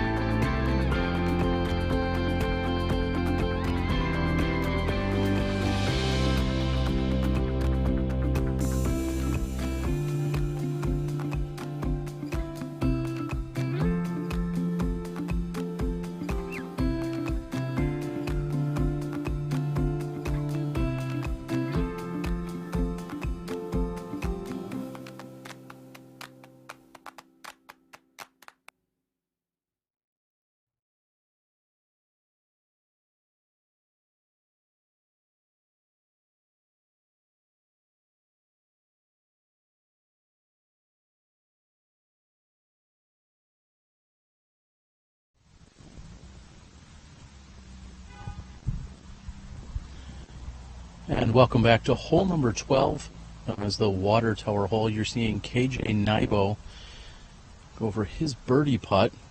KJ, of course, from the second card. And there is a lot of gallery up in this area, so getting everyone to settle in and grab their position without making any kind of movements is always very difficult. These players need the utmost, we'll say, concentration, but they need everyone to stand still if you are directly in line with them. They're good with people being in their sight, but you must stand still. I've also heard from Dynamite Danavici that there are still a few raffle tickets available. If you would like to support St. Jude, you can do so. Find Ledgestone Insurance Group.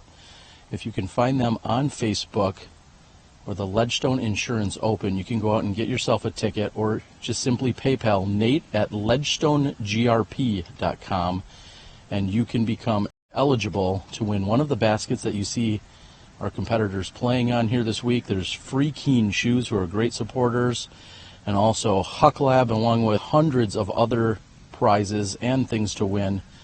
I won myself a Ledgestone Insurance Open basket just last year, actually, so go out and participate. Of course, all money going directly to St. Jude. Nate Heinold looking to write a $20,000 check again to St. Jude at the end of this weekend. Paul McBeth on the tee. He's got an orange Star Destroyer in his hands.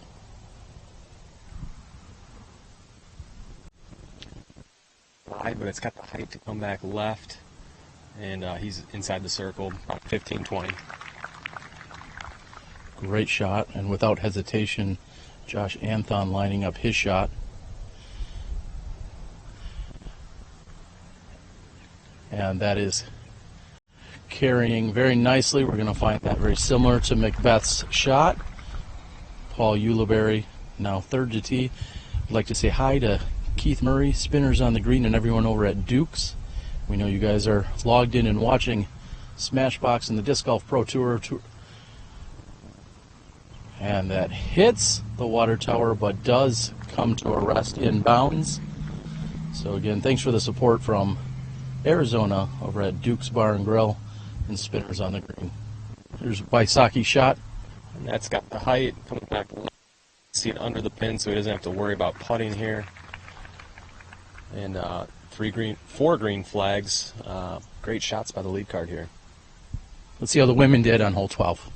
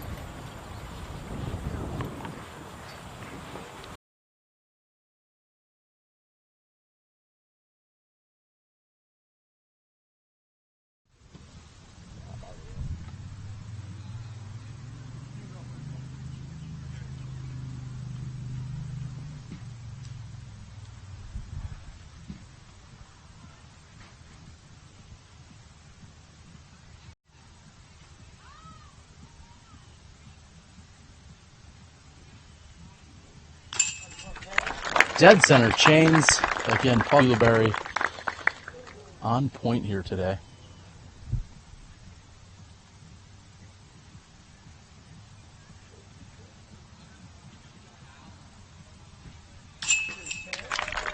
And Ricky stares that one down. A little bit of disgust there.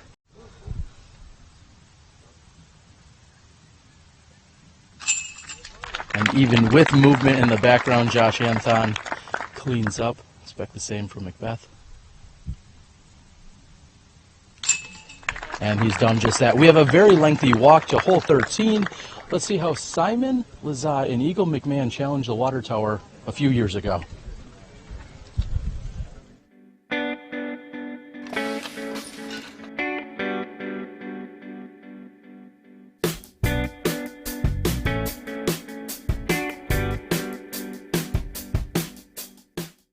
I'm the disc golf guy, and this is my video blog. What else would you do when you're done with the tournament? You get the 2 longest throwers in the disc golf game, and you have them do the H2 throw. Eagle, you and Simon were going back and forth. You were the one to finally hit the water tower first. Tell us about it. Well, I just went over to the lost and found over there, found the lightest disc I could find. It happened to be a 167 Star Ray. I run on over here, take it, and throw it straight in the sky. Hits the water tower, and everyone goes crazy. Then Simon couldn't let me beat him, so then he has to go and hit higher than I do.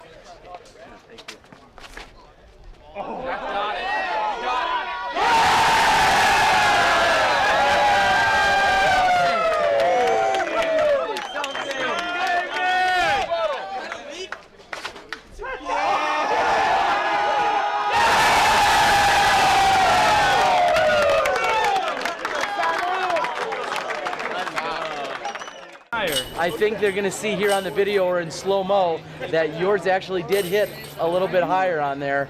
You said you had to throw it as hard as you possibly could, and you throw like 700 feet or 900 feet. Yeah, getting it, because we never practiced throwing that angle, so that makes it a little unusual for the body, but yeah, it was definitely all I got to that little tower. The H2 throw, water tower trick. This is Eagle and Simon, 2 of the furthest throwers in the game. We'll be back with you when they throw other tricks. I don't know how I'm going to end that. Okay, loving it. There you go, loving it.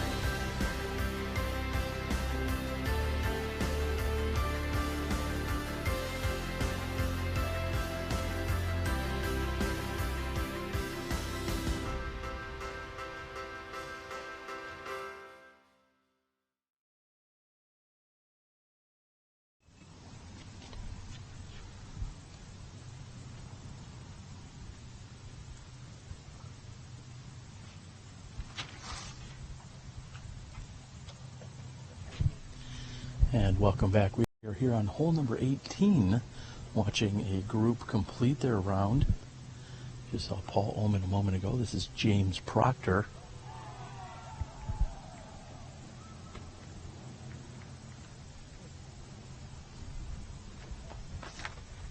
James Proctor throwing a roller here on hole 18.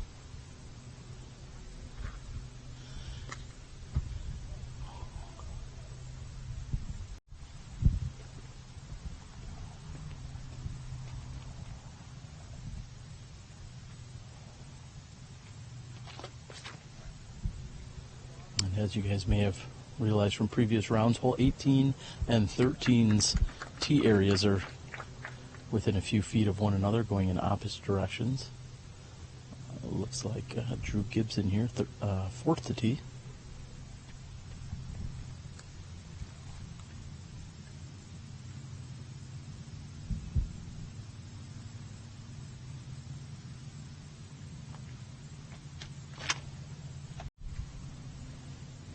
And Drew also goes with a roller. A moment ago we heard a huge uproar on hole number 13. There may have been an eagle throw-in. That is currently unconfirmed, but we may have had an eagle throw-in on hole number 13. We're going to take a look, see if we can find more action for you. We've got a large gallery out here hanging out for hole number 13 and 18's interchange. As we pan over, we'll see if there's anyone that will be approaching hole 17. We may be able to give you some additional footage from there, but unfortunately no one on hole 17 at the moment either. So we're really in a lull of play for everywhere that we're standing. I'd like to thank you guys for tuning in and taking in the final round here of the Disc Golf Pro Tour, the Ledgestone Insurance Open, presented by Discraft. I'm your host, Terry Miller, the Disc Golf Guy. Also been joined by Dana Vici, along with Steve Dodge a little earlier today as we opened the tournament round, our fourth and final round. And we hope that you also enjoy the coverage of the women's battle that's been taking place at Sunset Hills Disc Golf Course. You're in for a great finish as we'll be moving into the last third of that course. Valarie Jenkins, along with Ragna, Bygde, and Jessica Weese, seem to be pulling out in front of the rest of the women's division there. Very unusual to see Paige Pierce or Katrina Allen not necessarily in contention.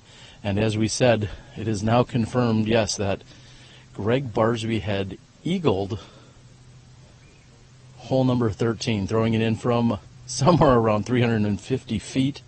Greg Barsby with a great weekend here when it comes to long throw-ins. Of course, acing hole number 5 earlier in the weekend at 476 feet. And now today with a eagle here on the lone par 5. We're overlooking hole 13 at the moment. Looks like off in a distance I see KJ Nybo lining up what would be his second shot. Also, we see the crews out here, Jomez Production, on the chase card coverage here today, so look for all of the final round action on their channel tomorrow. Central Coast will have a post-produced round available on their card, or correction, on their channel, also tomorrow. Prodigy Disc, Marty McGee, covering the women's coverage, so if you want to see that round in its entirety, every single shot, you can do so on Prodigy Disc YouTube channel. Cameron Colglazer throwing his second shot. Snappy Cole will be lining up his. Looks like Dynamite will be joining me here again. Dana, a little bit of a interchange here as we're watching 13. We may see some action from 17 in a moment or two. And a few moments ago, Greg Barsby threw one in from more than 300 feet and carded the eagle 3. How's that sound to you? Barsby is just on a heater right now. I know he's not on the lead card, he's not winning, but he's on a really great stretch of disc golf, starting with the European Open, then winning over in Finland or Estonia, and then with the ace this weekend and seemingly a solid showing going right now, it's fun to see. He is. We're going to get into position. It looks like we're just about ready for our lead card to tee here on 13. Oh, yeah. Josh is ready. Are you ready? Oh, I'm ready. Hi, everybody. All right, this par 5 with a water carry on the first shot, typically on the second and even possibly the third shots. Paul McBeth is going to ask a few of the spectators just to step aside. Over 1,000 feet here on hole 13.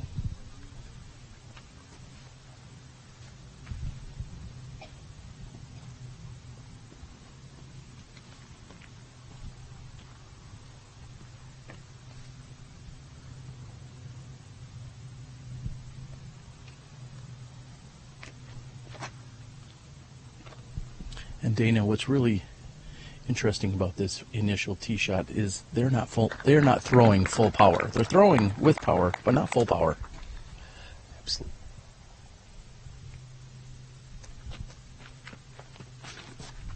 Absolutely. You really just want to play about a 350-foot shot to the right, just where Paul landed. Josh is okay. This is the easiest par 5 on the course if you put yourself in position on the water off the tee. You could throw 3 righty hyzers in a row and be under the pin.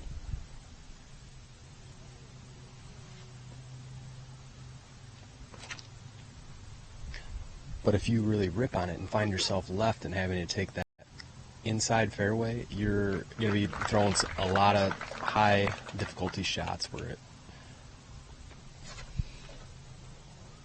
Again, not full power. Watching Ricky Wysocki. Clears the water, hits the tree, and it checks up. He'll stop there. Let's see how the women did over on hole number 13 at Sunset Hills earlier today.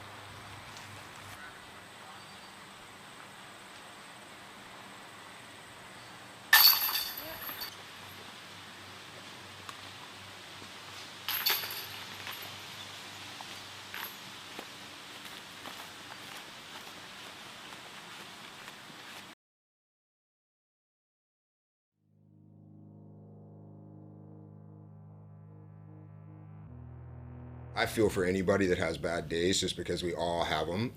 So I always try to tell people let's just keep going, keep moving. It's just one shot. The same thing I would tell myself. Try to give them a little reinforcement even as a competitor, because the better your competitors play, you normally, you're going to try to play better than that also. So just try to positive vibe, push something out there and give them a little word of confidence. I try to encourage them. It's tough. It's really tough because we've all been there where you kind of get into this cycle of despair.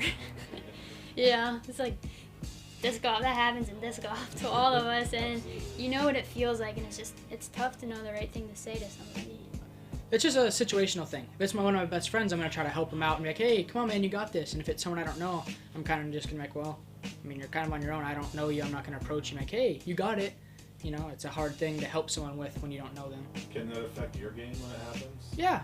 There's people who freak out all the time and are known for that. And it affects people in the group, but sometimes you just have to look past it and just worry about yourself and let them do what they're going to do, because they're going to do it no matter what. Sure. Yeah. I actually, I'm a big advocate of kind of like a good mojo amongst the group and how that can positively influence everybody. So I always try and root for everybody on the card. I think if you're ever in a position where you're rooting for somebody not rooting for somebody, and then they do good stuff, it can negatively impact you. And so it's always about trying to keep a positive energy on the card, and ultimately all moving up on I actually think that's a really important thing, and people you're playing with and everybody staying positive, getting along, rooting for each other, that kind of feeling that everybody has, I think leads to success.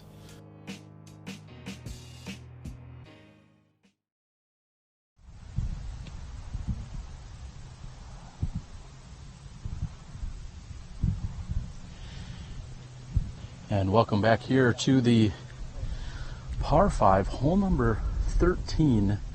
And as Dana and I were walking over to the landing zone here, we saw that Cale Viska had one, well, that maybe could have stuck on hole 16. He's going to walk away with a 4, what we believe is going to be a 4. Cale has birdied holes 10 through 15 on the back, so very impressive.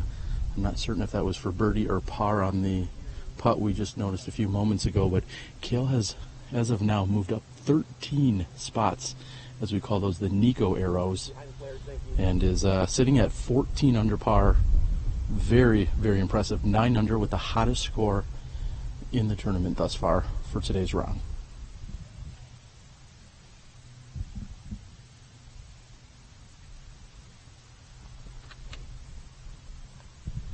Josh is waiting for that to push over, get stable, and move to the left.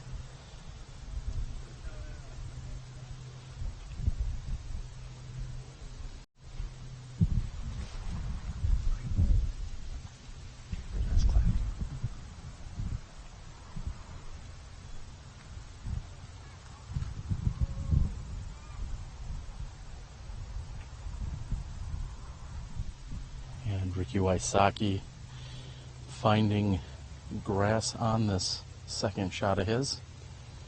And Paul McBeth looking to do the same.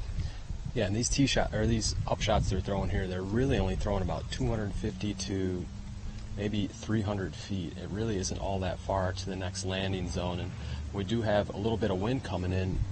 Paul needs that one to stay up. Looks like it does, but the wind coming in, players need to get their shots up high so they're not pushed down and into the water. I think McBeth certainly had that a little wider than originally intended. That's going to be closer than he was hoping for. Yeah, it's such a simple shot.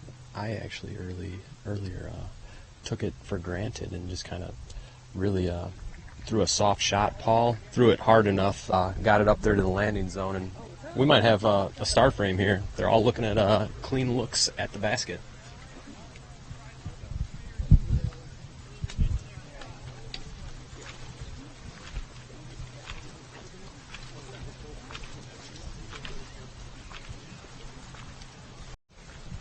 Again, looking at Josh Anthon still holding on to that 9-stroke advantage over his 2 card mates, Paul Ulibarri and Paul McBeth.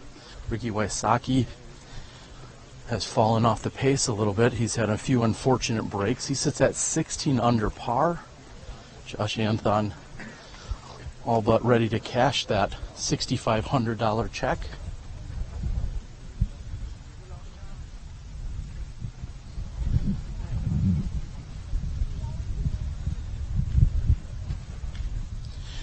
Again, if you'd like to be part of the St. Jude fundraising raffle, go out and find the Ledgestone Insurance Open on Facebook. All the information is out there for how you can participate. I believe the tickets are now dwindling in opportunities, so make sure you go out and participate. You do not have to be present to win. Prizes can be shipped.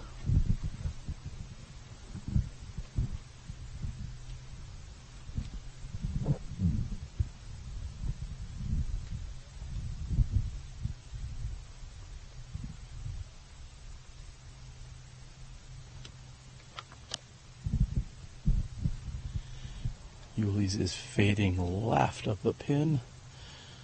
Looks to sit down. He'll have a birdie look from there. Wysocki next to throw.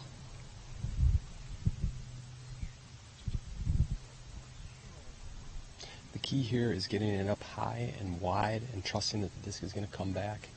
And looks like Ricky got an unfortunate skip. You could hear him groan with the disc leaving his hand. Not too happy with that one.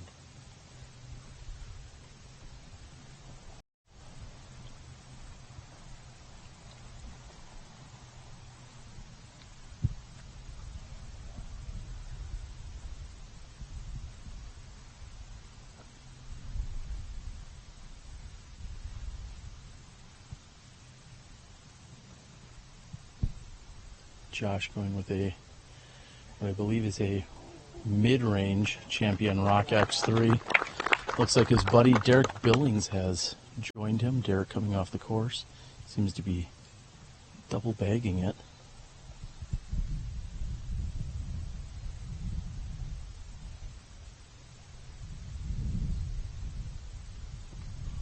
And Paul's hits the wire that hangs out over the water. I don't think that necessarily slowed it down anymore, but he's lucky that did not get a more awkward deflection in any shape.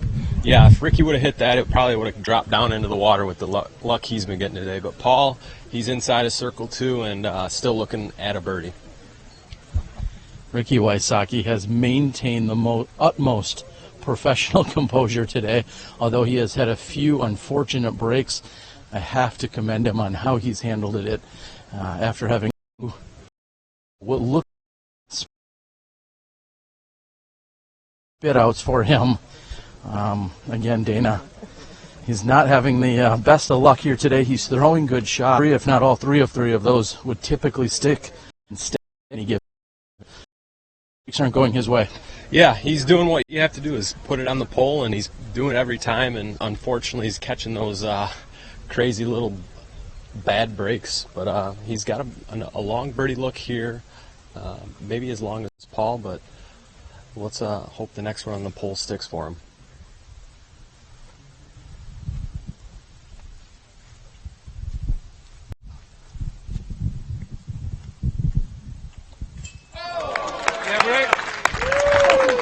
And Wysocki from way outside circle. Ricky, you said it, Dana. In fact, I didn't even know where he was standing. He was so far away from me at the time. Looks like he's back on track with that one. Oh, most definitely. He walked it all the way into. That was a long putt. Ricky range, no raptor legs today. Walking it in. Good stuff.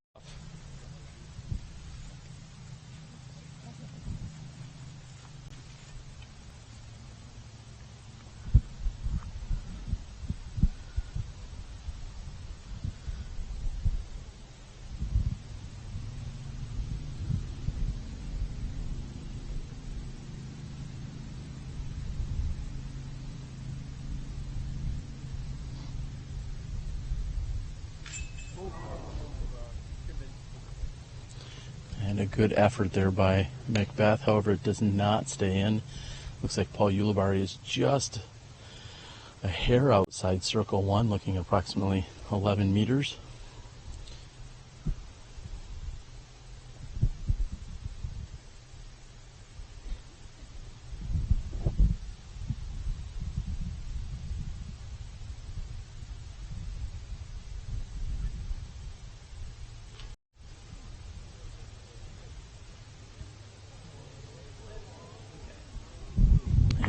Who's been so on today, had an obstructed view of his putt there. Here's Anthon.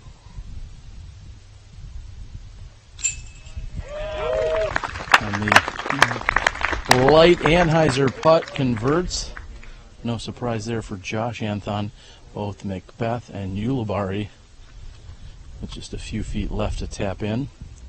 The wind seems to be picking up. It's blowing from right to left to right.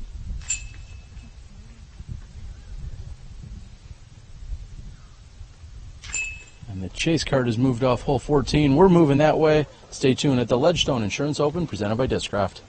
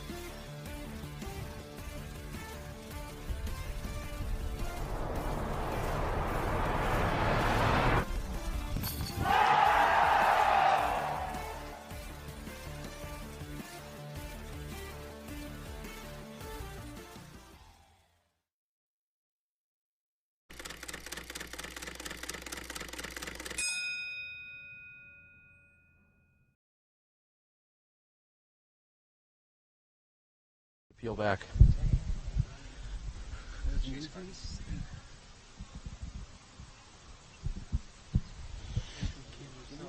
And welcome back, everyone, to hole number 14. Again, we have caught up with our chase card on this very difficult par 4. Looks like we have Cameron Colglazer lining up his second shot.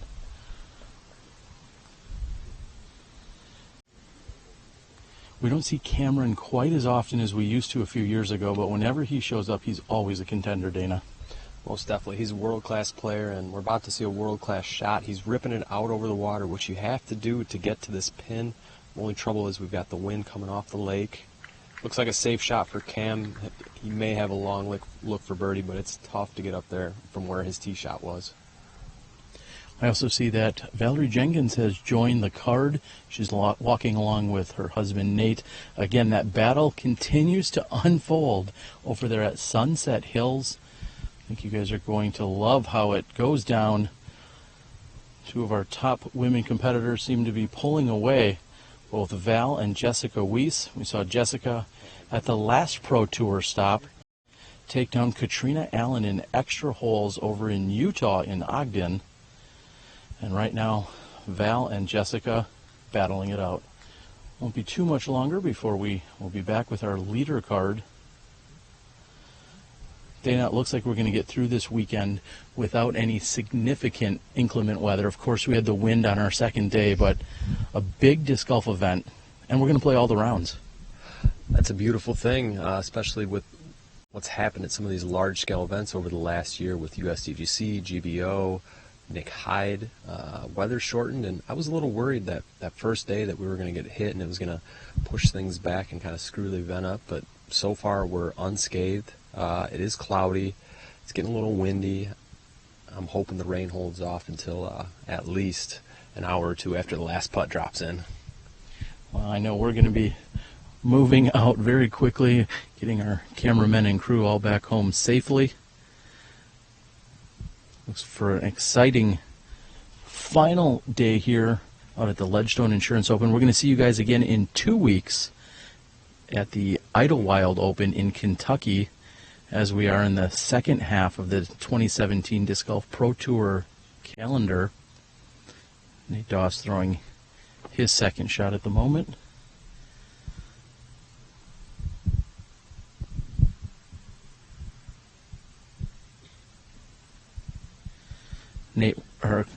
Dana, as I was watching Nate's throw, there's plenty of golf out here on this last one-third of the course. Holes 13 through 18, I think, measure in somewhere around 14,000 feet. Yeah, this is a long stretch. This par 4 right here is an absolutely beautiful one. It's a long par 4. You've got to throw 2 really well-executed shots. You'll see where our catch cam is. You want to get, that's about where you want to land to have a really good look at getting up into circle 1, circle 2 for a birdie, but we have a fast green, the wind is picking up, so it's going to take 2, maybe 3 well-executed shots to score yourself a birdie. And it looks like we've got one good shot. Long way to go, though, from there. And Josh Anthon may struggle with footing there. It is clean. It looks to be safe. However, he may have a little challenge with his footing. Ricky Wysocki threw a number of rollers yesterday as he came out to the back half of the course. That's officially rolled out of bounds. It's rolling back towards inbounds. Goes around some spectators that weren't even expecting to see a disc that far. Dana says that shot is insane. Paul McBeth lining up a conventional backhand. Looks like he's going Thunderbird.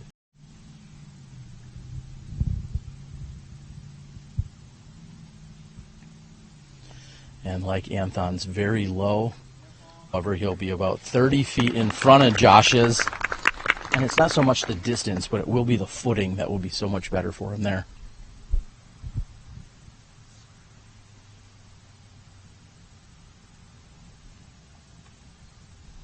And Paul Ulibarri also keeping it clean, heading toward the OB, but it's going to come in short of it. He'll be safe. The battle continues at Sunset Hills. Let's check in right now.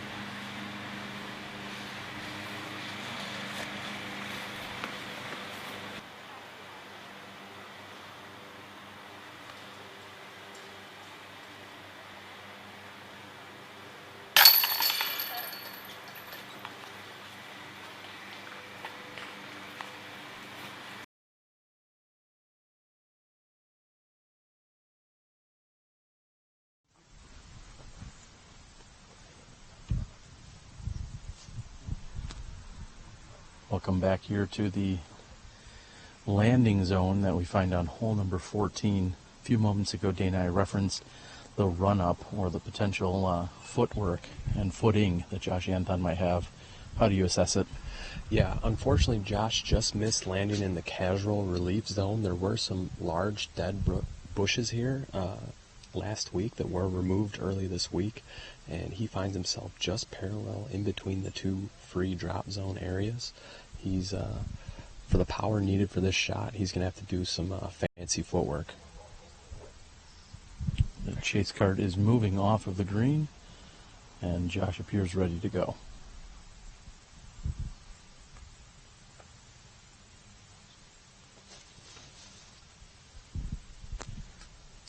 And a great release. That is fading left.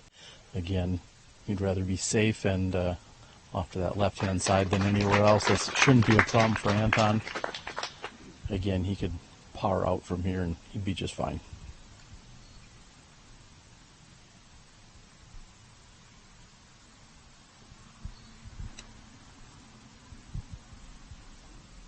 And Ulibarri continues to be right on point. Great looking putt by Paul, or great looking drive, I should say, by Paul Ulibarri. McBeth to throw third.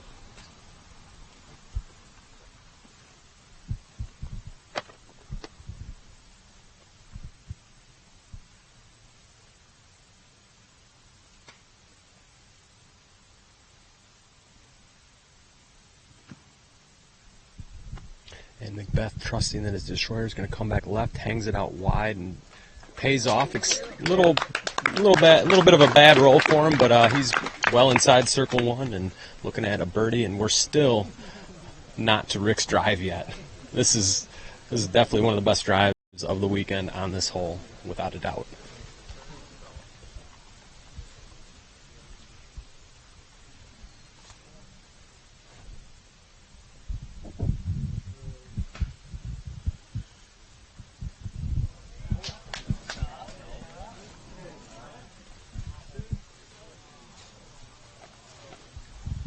In unbelievable fashion that has rolled out of bounds. Ricky Wysocki's day could not get any worse correction. It looks like it has hit the rocks, but nonetheless, Ricky Wysocki's luck could not possibly be any worse here today during this final round. The only way it's going to get worse if he gets another spit out right here, but that was right next to the pin, just kind of stood up and worked its way down, caught a good break, not going out of bounds, but nonetheless, heart goes out for Rick right now.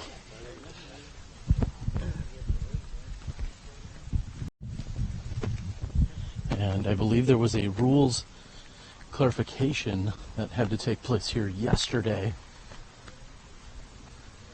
We'll have to see if we can get in there and assess exactly what's going on, and this will be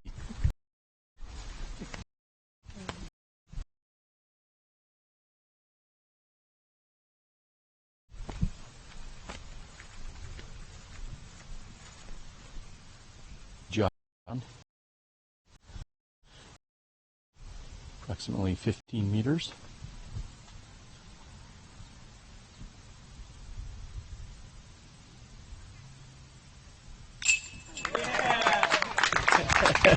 And he turns to the cameras, shows a little love. Looks like he was pointing to Drew Gibson and D. Bill, Derek Billings. I'm guessing there was some kind of a bet made as to whether or not if he was going to make that. And looks like Paul and Ricky are further discussing what's going on here. Yeah. What do you think? That's yeah.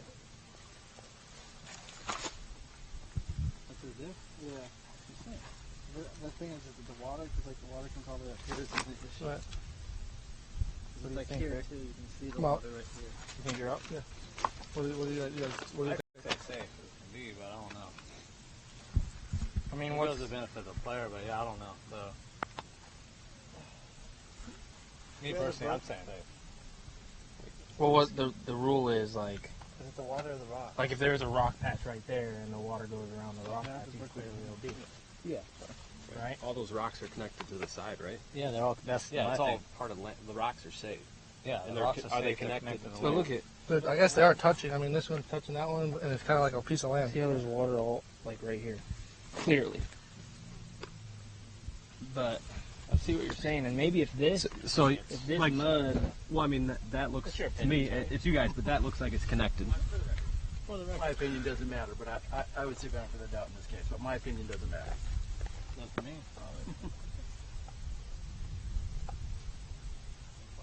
I think if you think it's out. Well, no, I just made my call. It's up. If you think it's safe, say it's safe. Like I said, I just By the definition of the rule, I would like if you take this right here, where your lie is, and you move it there, then you're clearly out. So what's the difference just because it's closer? You know what I mean? If we're calling off the waters, then yeah, it comes all the way around. But if we're calling off the rocks, then yeah, it's If safe. the rocks are, but it says rocks are safe, so I just looked at the rocks are safe. oh, you're safe. All right. Then you're, yeah. All right. All right, a healthy discussion. Josh Anthon wanting my opinion, as he said. He values it because I've been playing since I was 2, as he says. I just feel like that was just far too close of a call. Feel in that situation, benefit of the doubt does go to the player. And there you have it.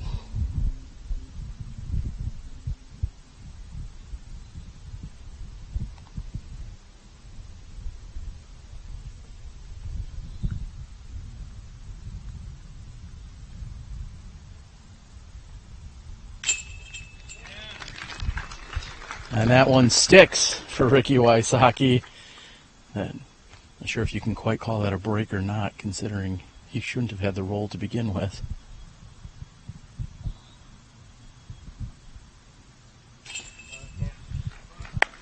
We know Duke's Bar and Grill appreciates that. Good putt there by Ulibarri.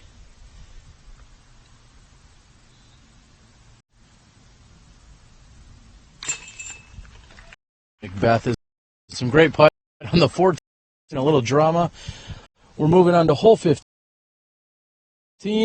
to close this out here at the Ledgestone Insurance Open, presented by Discraft.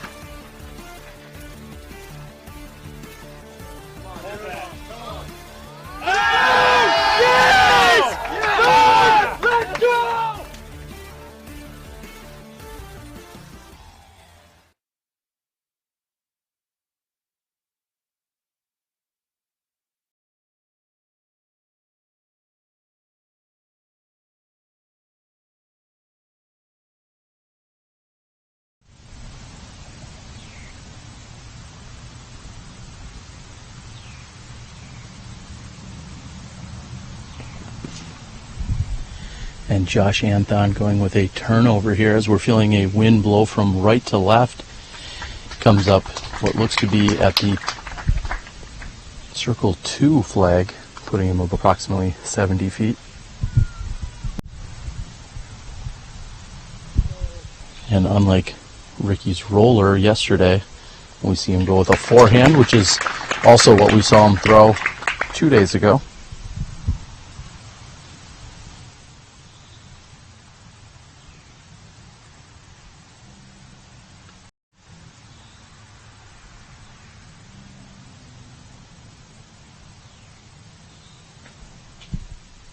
Paul McBeth giving it a little bit more air than what we saw from Anthon. However, this seems to be stabling up, heading toward the OB, and that is in fact out of bounds.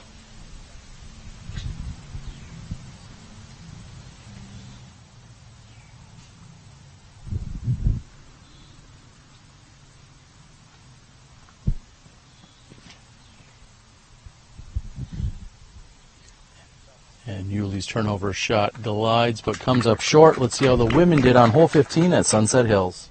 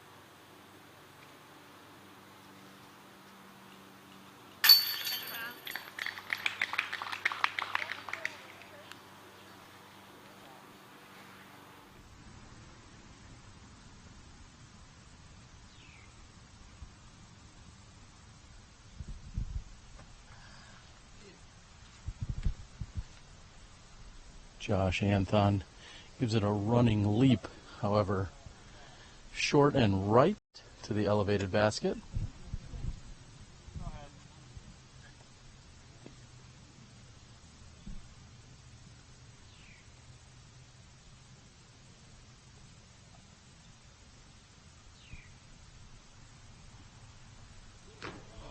And Yuli's step hop just off the front of the rim. Are these guys getting tired yet, Dana? No, they could play another round and still kick our butts, Terry. McBeth from approximately 45 feet.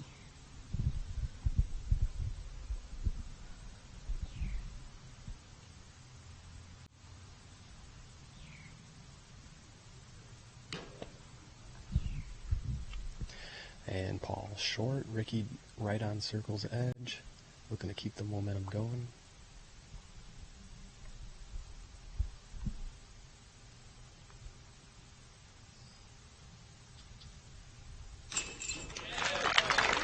And Ricky with the lone birdie here on hole number 15. This played as one of the easier holes throughout the weekend. However, not today for the lead card. Yuli will tap in. Josh Anthon will do the same. Just 3 holes left to play. I called it midway through the round yesterday. This is Josh Anthon's tournament. Just 3 to go at the Ledgestone Insurance Open, presented by Discraft.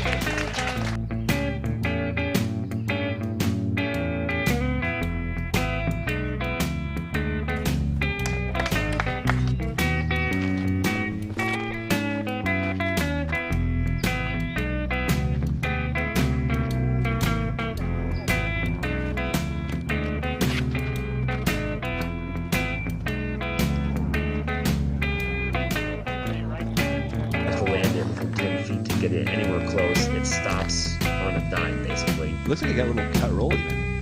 Yeah. Doss going back to that TI Buzz. It's tough to have a good putt long. Gotcha. Doss going TI Buzz. Just the perfect height. See, missing left there is not bad because it gets stopped just like you see there. So there you go. Yeah. The Joe.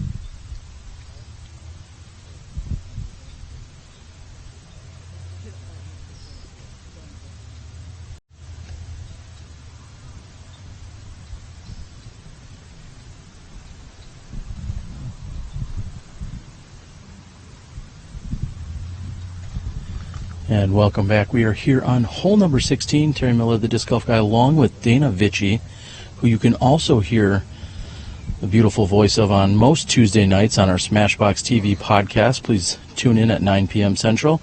We're looking at Josh Anthon's round of a 6 under par at the moment.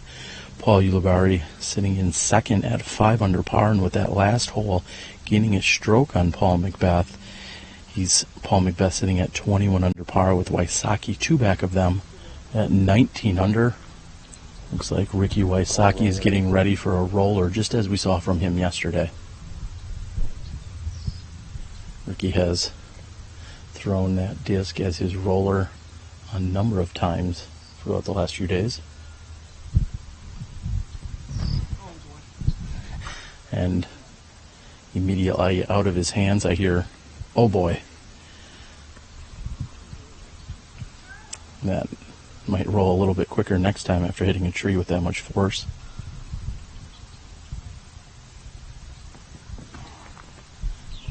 Josh Anthon also going roller with one of the best huck faces in the game.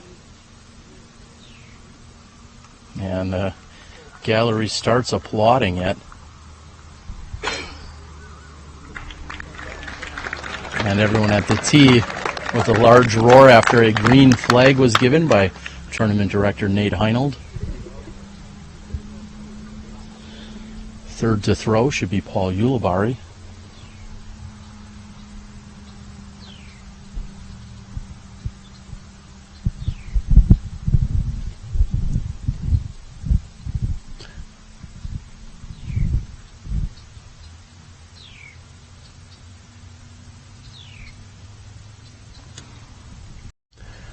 Paul going with his trusty Test 750 M2 and throws an absolutely beautiful turnover shot to the land zone.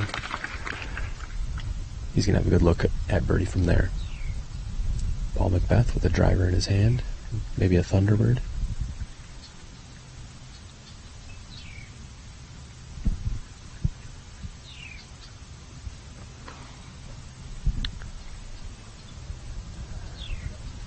And he puts down a roller, and that is really aggressive with a good cut. As long as it doesn't end in the bushes, we're money. Let's see how the women did on hole 16. Yes.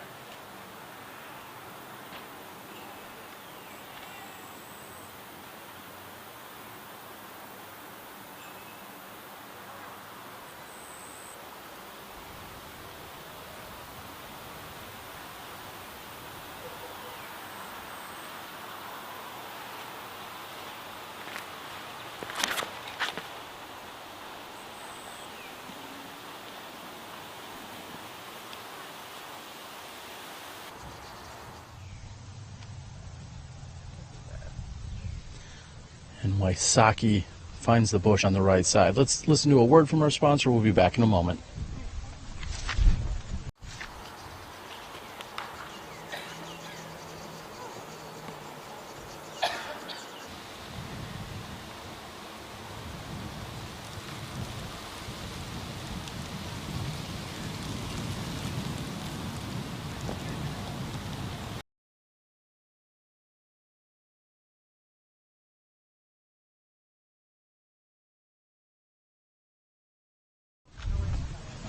Ricky's going to use the bush on the right short again.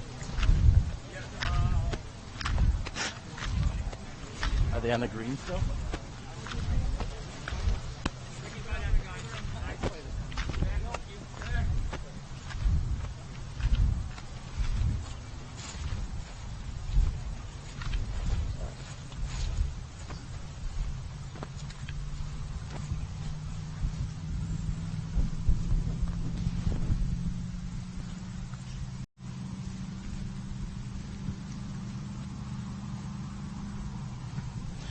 Fortunately for Rocky, it looks like he's in the field at Rig at the moment.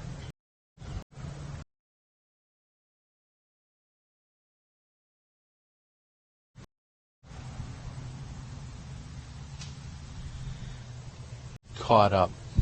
We'll move down the fairway. Just 2.5 holes to play. Paul Ulibarri will be next to throw, just a few feet in front of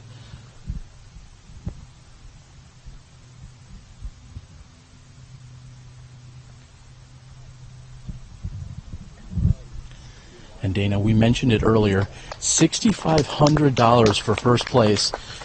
That's locked up. That's going to Josh Anthon, but $4,500 for second place. Yuli's just looking to hold on for dear life here. Yeah, battle of the Pauls right now. We're still not to Paul McBeth's tee shot. I'm going to guess that it rolled into the bushes, but likely not too far. He's probably going to have a really easy pitch up for birdie, but it's most likely going to be a one-stroke lead to Paul Ulibarri going into 17, but a couple tough holes in front of us. Looks like they're looking for Paul's disc in Wrigley Field, as you dubbed it. That is a heck of a roller, though, folks. He's almost to circle 2. I know, Madison Walker, you're out there paying attention. I realize that's not really Ivy, so you don't button out and scold me against that. That right-hand side can be trouble if you penetrate whatsoever. However, McBeth is going to be able to reach out. His knee. I suspect this putt is going to end up deep, if not hitting some metal.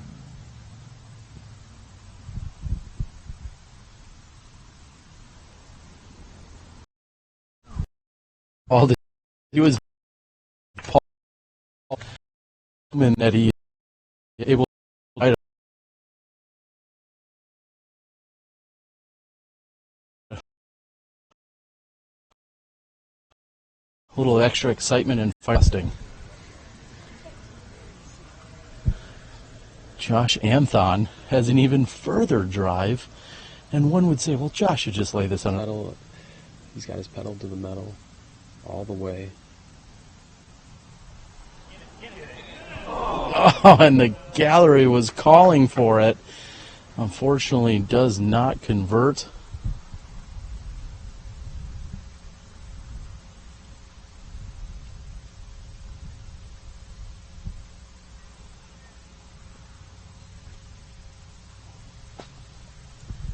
And a weird spit off the ground for Wysocki.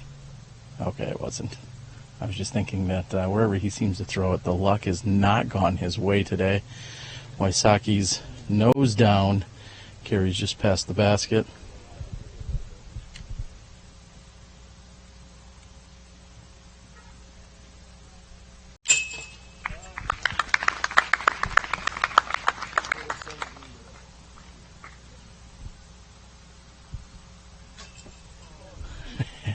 And Josh Anthon actually lets out a little smile. He knows that that was a very rare miss. That was inside 20 feet.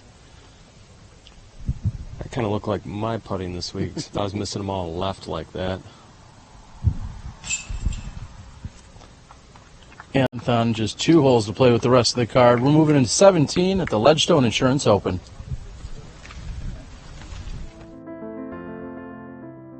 For driving with power or into a headwind, Vibram designed a distance driver with amazing glide and a strong, predictable fade.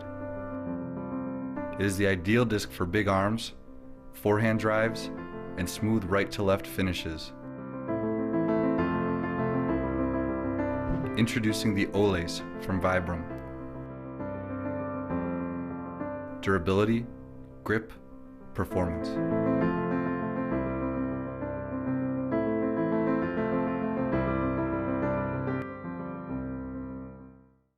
At Disc Golf Center, we strive to provide the best customer service and value. With our live inventory of over 20,000 discs, we have the widest selection and the best prices. Check out discgolfcenter.com to see what we have to offer, including free shipping within the United States on all orders over $12 and a customer rewards program.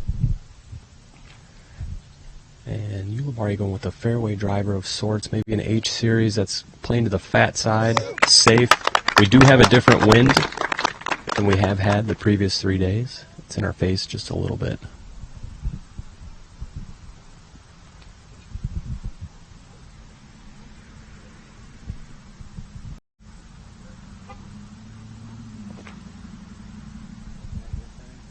That needs to get a little bit of legs.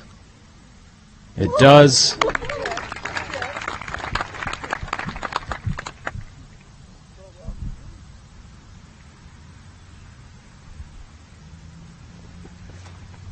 Anthon going mid, having to throw it a little bit harder. Looks like it's just hard enough.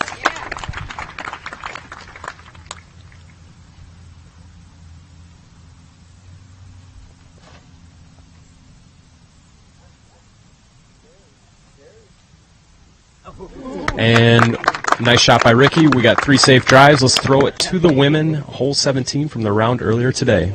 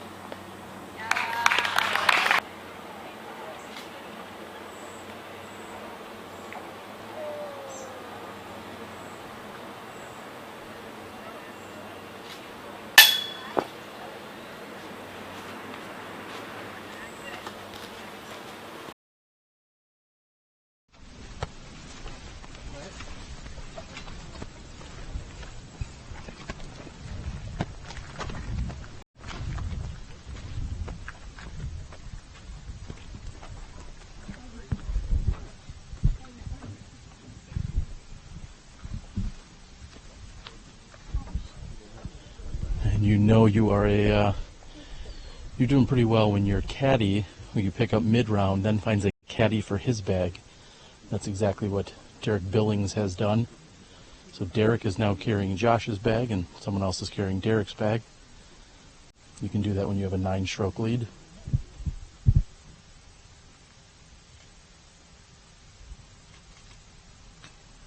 And Josh is falling apart here. I don't know what he's going to do on this final hole or two.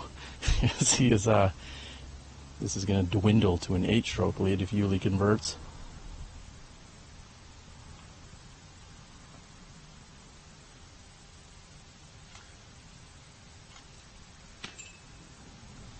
And Yuli lets that one out low. That gives him the opportunity to get tied by Paul McBeth First, Wysocki will putt.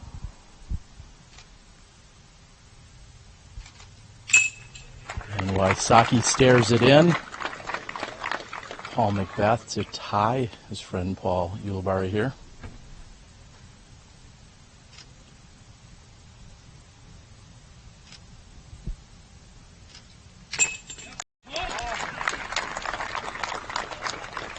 And Josh Anthon hopefully does not 6 or 7 putt this and make this closer.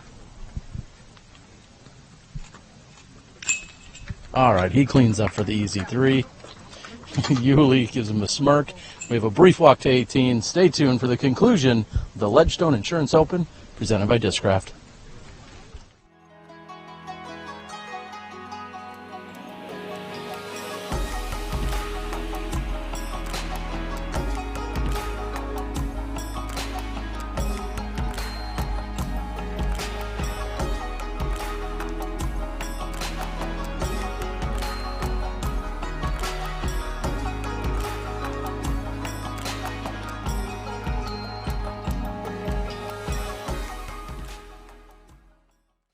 Flashlight LED disc golf discs just changed the game.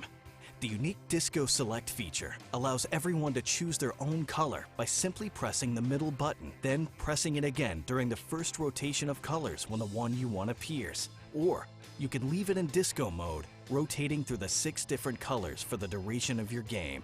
Designed by serious professionals, crafted from Night Eye's unrivaled sure grip material, and featuring Night Eye's patented fiber optics array, these discs strike the perfect balance of durability, stability, performance, and just plain awesomeness.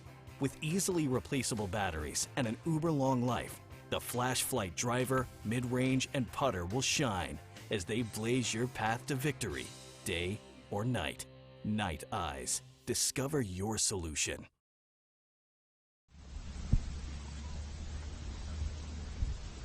And welcome back, everyone. Terry Miller, the Disc Golf Guy. We are standing on hole 18. Our chase card is teeing off. We'll be able to catch up and get a few shots from them in a few moments. But Dana, lots of people have been watching the battle unfold. Jessica Weese and Valarie Jenkins, shot for shot, stroke for stroke.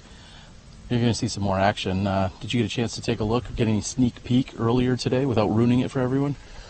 All I heard is that it was exciting to the very end. So I'm looking forward to watching it. All right, well, stay tuned. We're bringing you more women's coverage thanks to Marty McGee over at Prodigy Disc. We'll be back with you in a few moments from chase card and lead card on the men's side. We'll see you in a moment. Nice. Very nice playing with you, Jess. Awesome. Nice playing with you. Let's go. Oh, you got up really quick. I came over here.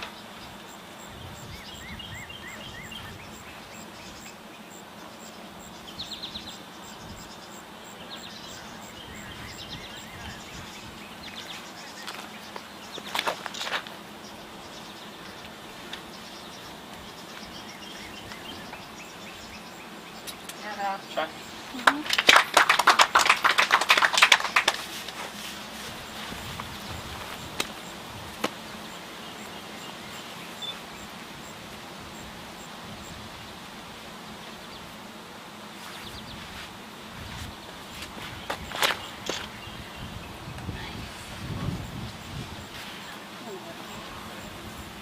Nice shot.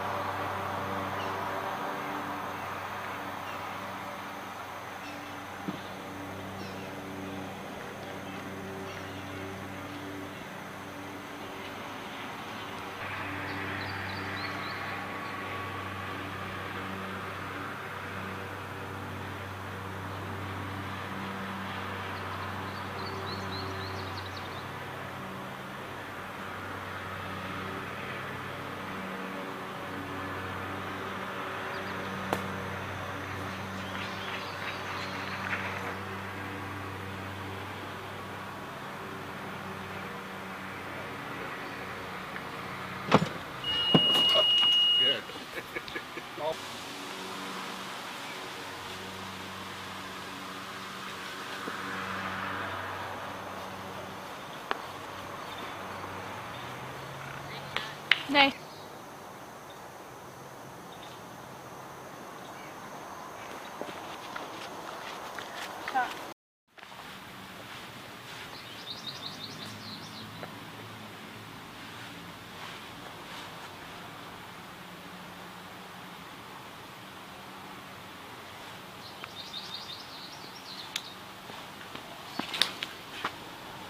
That can't happen.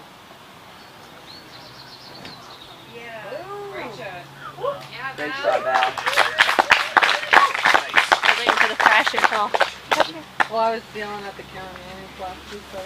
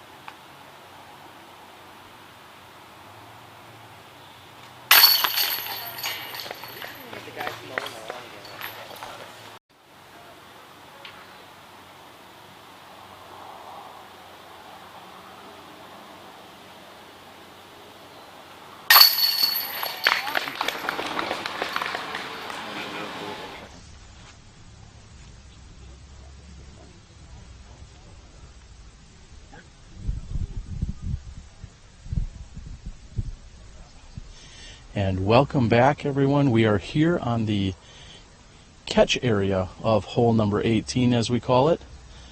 You've been enjoying the playoff action that's taking place between Jessica Weese and Valarie Jenkins. We will, of course, be showing you the conclusion of that. We will likely bring that to you after the final putt drops here on the men's side, and all the scores are tabulated, and then we'll be able to give you the conclusion of that round as I catch up with the winner. I am joined by Nate Heinold, our tournament director, and Nate, we are 20 throws or less from completing this tournament. I'm going to say that much. How does it feel after putting in such a massive effort? Yeah, it feels good. I've slept about 10 hours in the last 5 days, and today's my wife and I's anniversary, and I just saw her for the first time, so she's super happy to be out here working at this disc golf tournament selling raffle tickets, which are almost sold for St. Jude. So yeah, it feels really good. I feel like we had our most successful year. The weather cooperated. I have control over that, so I was able to hold it off for today, but I think it's been phenomenal. Almost all the feedback has been very positive from the pros for the changes at Eureka.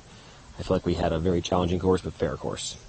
Well, we heard a few days ago on our Tuesday night podcast, Paul Ulibarri had talked about being one of his favorite courses, even saying that the changes, like you said, have been very positive and well received, fair.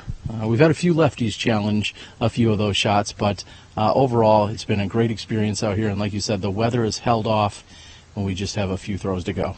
Yeah, I actually don't like left-handers. No, I'm just kidding. I do like left-handers. Devin Owens has won this tournament before. He's a great guy, and look at this. He told me he was going to do it, and he's going for it. Paul McBeth opts for the showman route, landing, and that is a ridiculous shot. Well, Nate, before we let you go, I want to say thank you for the awesome experience. It's been fun being here again with the coverage on Smashbox TV and the Disc Golf Pro Tour, and congratulations on your recent nod in becoming a PDGA Board of Directors member. Yeah, my first order of business will be to nominate you for the best live broadcaster ever, Terry. All right, I like what your platform you're on there. And Wysocki rolls up to a marker. What does that indicator say? There's a That's I put a couple markers out this year on a lot of holes for 500 for orange, 250 for yellow, so that was a bomb of a roller there. I just want to say also, just thanks to Discraft, this tournament would not happen without them, and Bob and Mike have been so supportive. They are just phenomenal. And Josh Anthon already rolling. We weren't even, the previous roller hadn't even stopped, and Josh's hits the wall. We're going to be back with you guys in a few moments. Actually, strike that. We're going to watch the chase card. Just final putts here. We see Nate Doss and a few others clearing off. And we will be back with you in just a few moments. Stay tuned.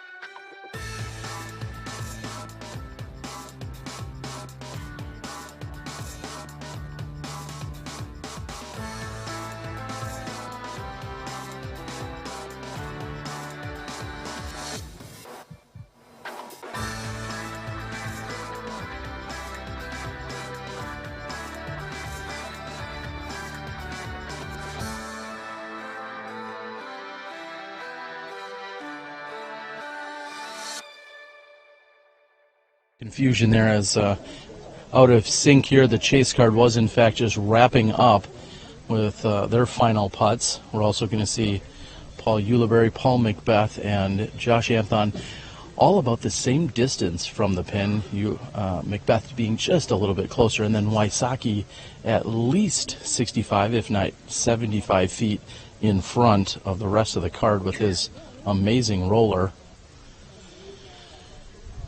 First, we're going to have Paul Ulibarri. He's lining up a forehand.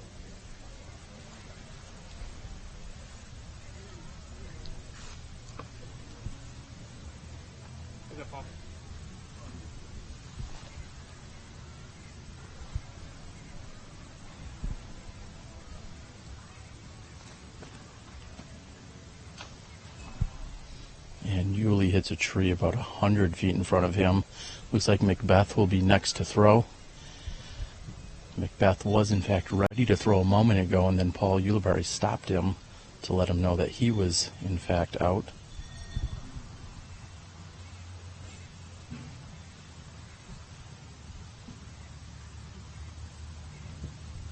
And McBeth goes with a forehand. This could be the difference between the two, or if McBeth gets up there, he may be forcing that tie for second. Josh Anthon is very quickly ready to throw as usual.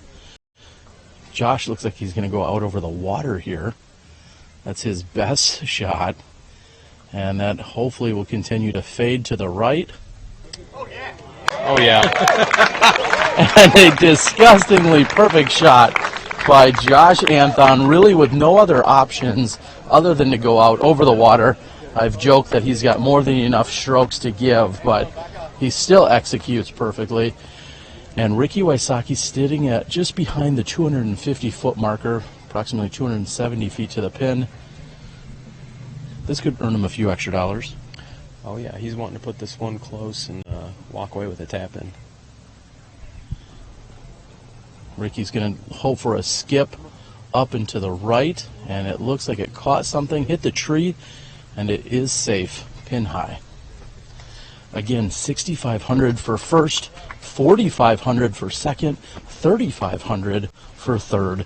Right now, Ricky Wysocki has sole possession of fourth place. If he can just simply get up and down, take a par, he will remain in fourth. McBeth and Ulibarri right now looking at a difference of $1,000.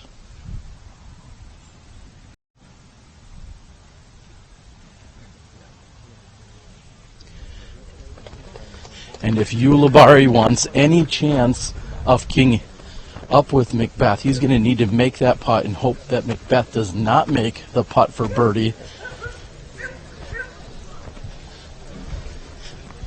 Rejoining me from earlier in the broadcast and earlier this week, our Disc Golf Pro Tour Director, Steve Dodge. Steve, 6,500, that's locked up. Josh Anthon's ready to cash that check. $4,500 could be written to Paul McBeth. If he can make this birdie, he can lock up sole possession of second place for 45. One thing I love seeing about these guys is you just saw McBeth and Ulibarri walking down the fairway, talking to each other. They know what's on the line, but they're still competitors and competing with each other instead of against each other. That's what the sport's all about.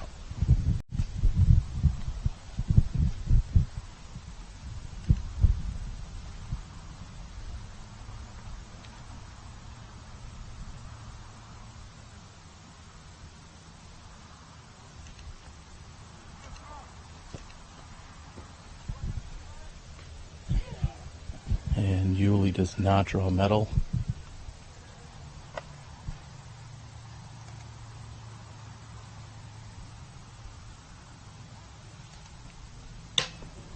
And McBeth draws medal, but McBeth will be putting in for the 4, and he will be walking away with second place money, $4,500. Wysocki should tap out. Wysocki and Yuli will tap out, giving the honors to Josh Anthon.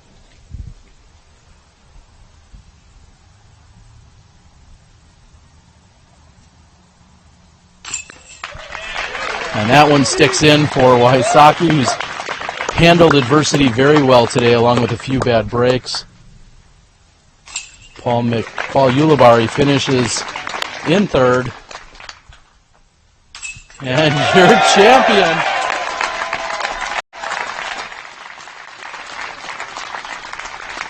your champion, Josh Anthon, wire to wire, taking down the 2 best players in the world. Ledgestone Insurance Open present my Discraft champion, Josh Anthon.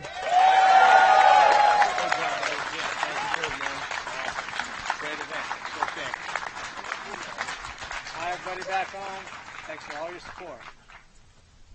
All right, well, I'm going to move in. We're going to talk to Josh.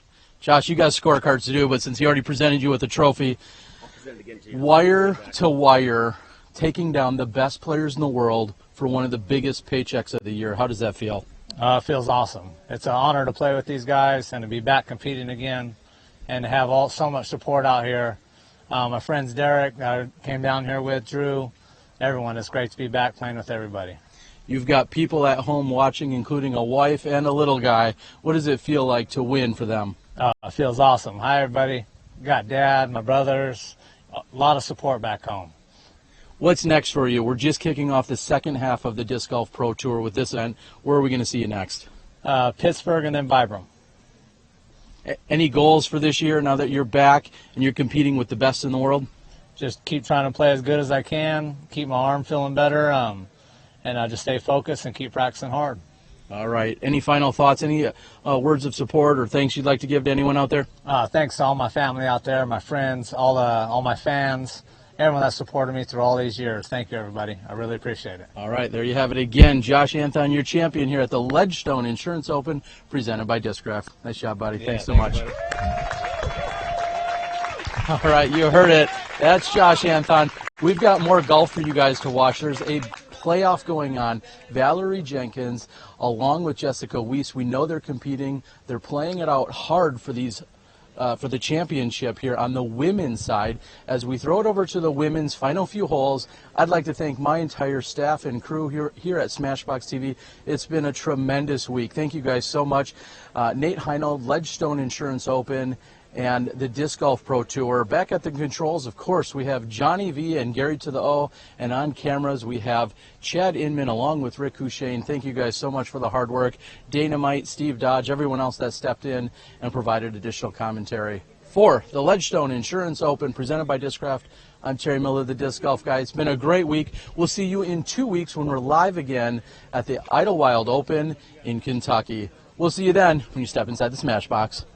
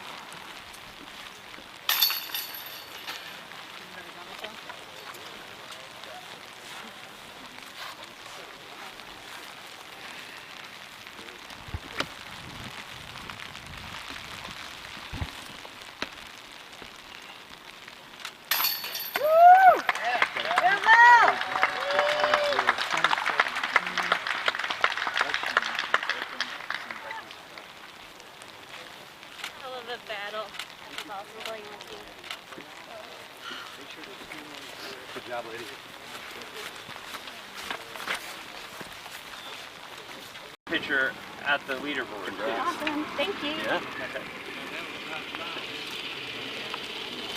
All right. Yeah. You want to sign? Oh, yeah. With the sign in the background. There we go. Oh, yeah. You get in there. Make your face is showing.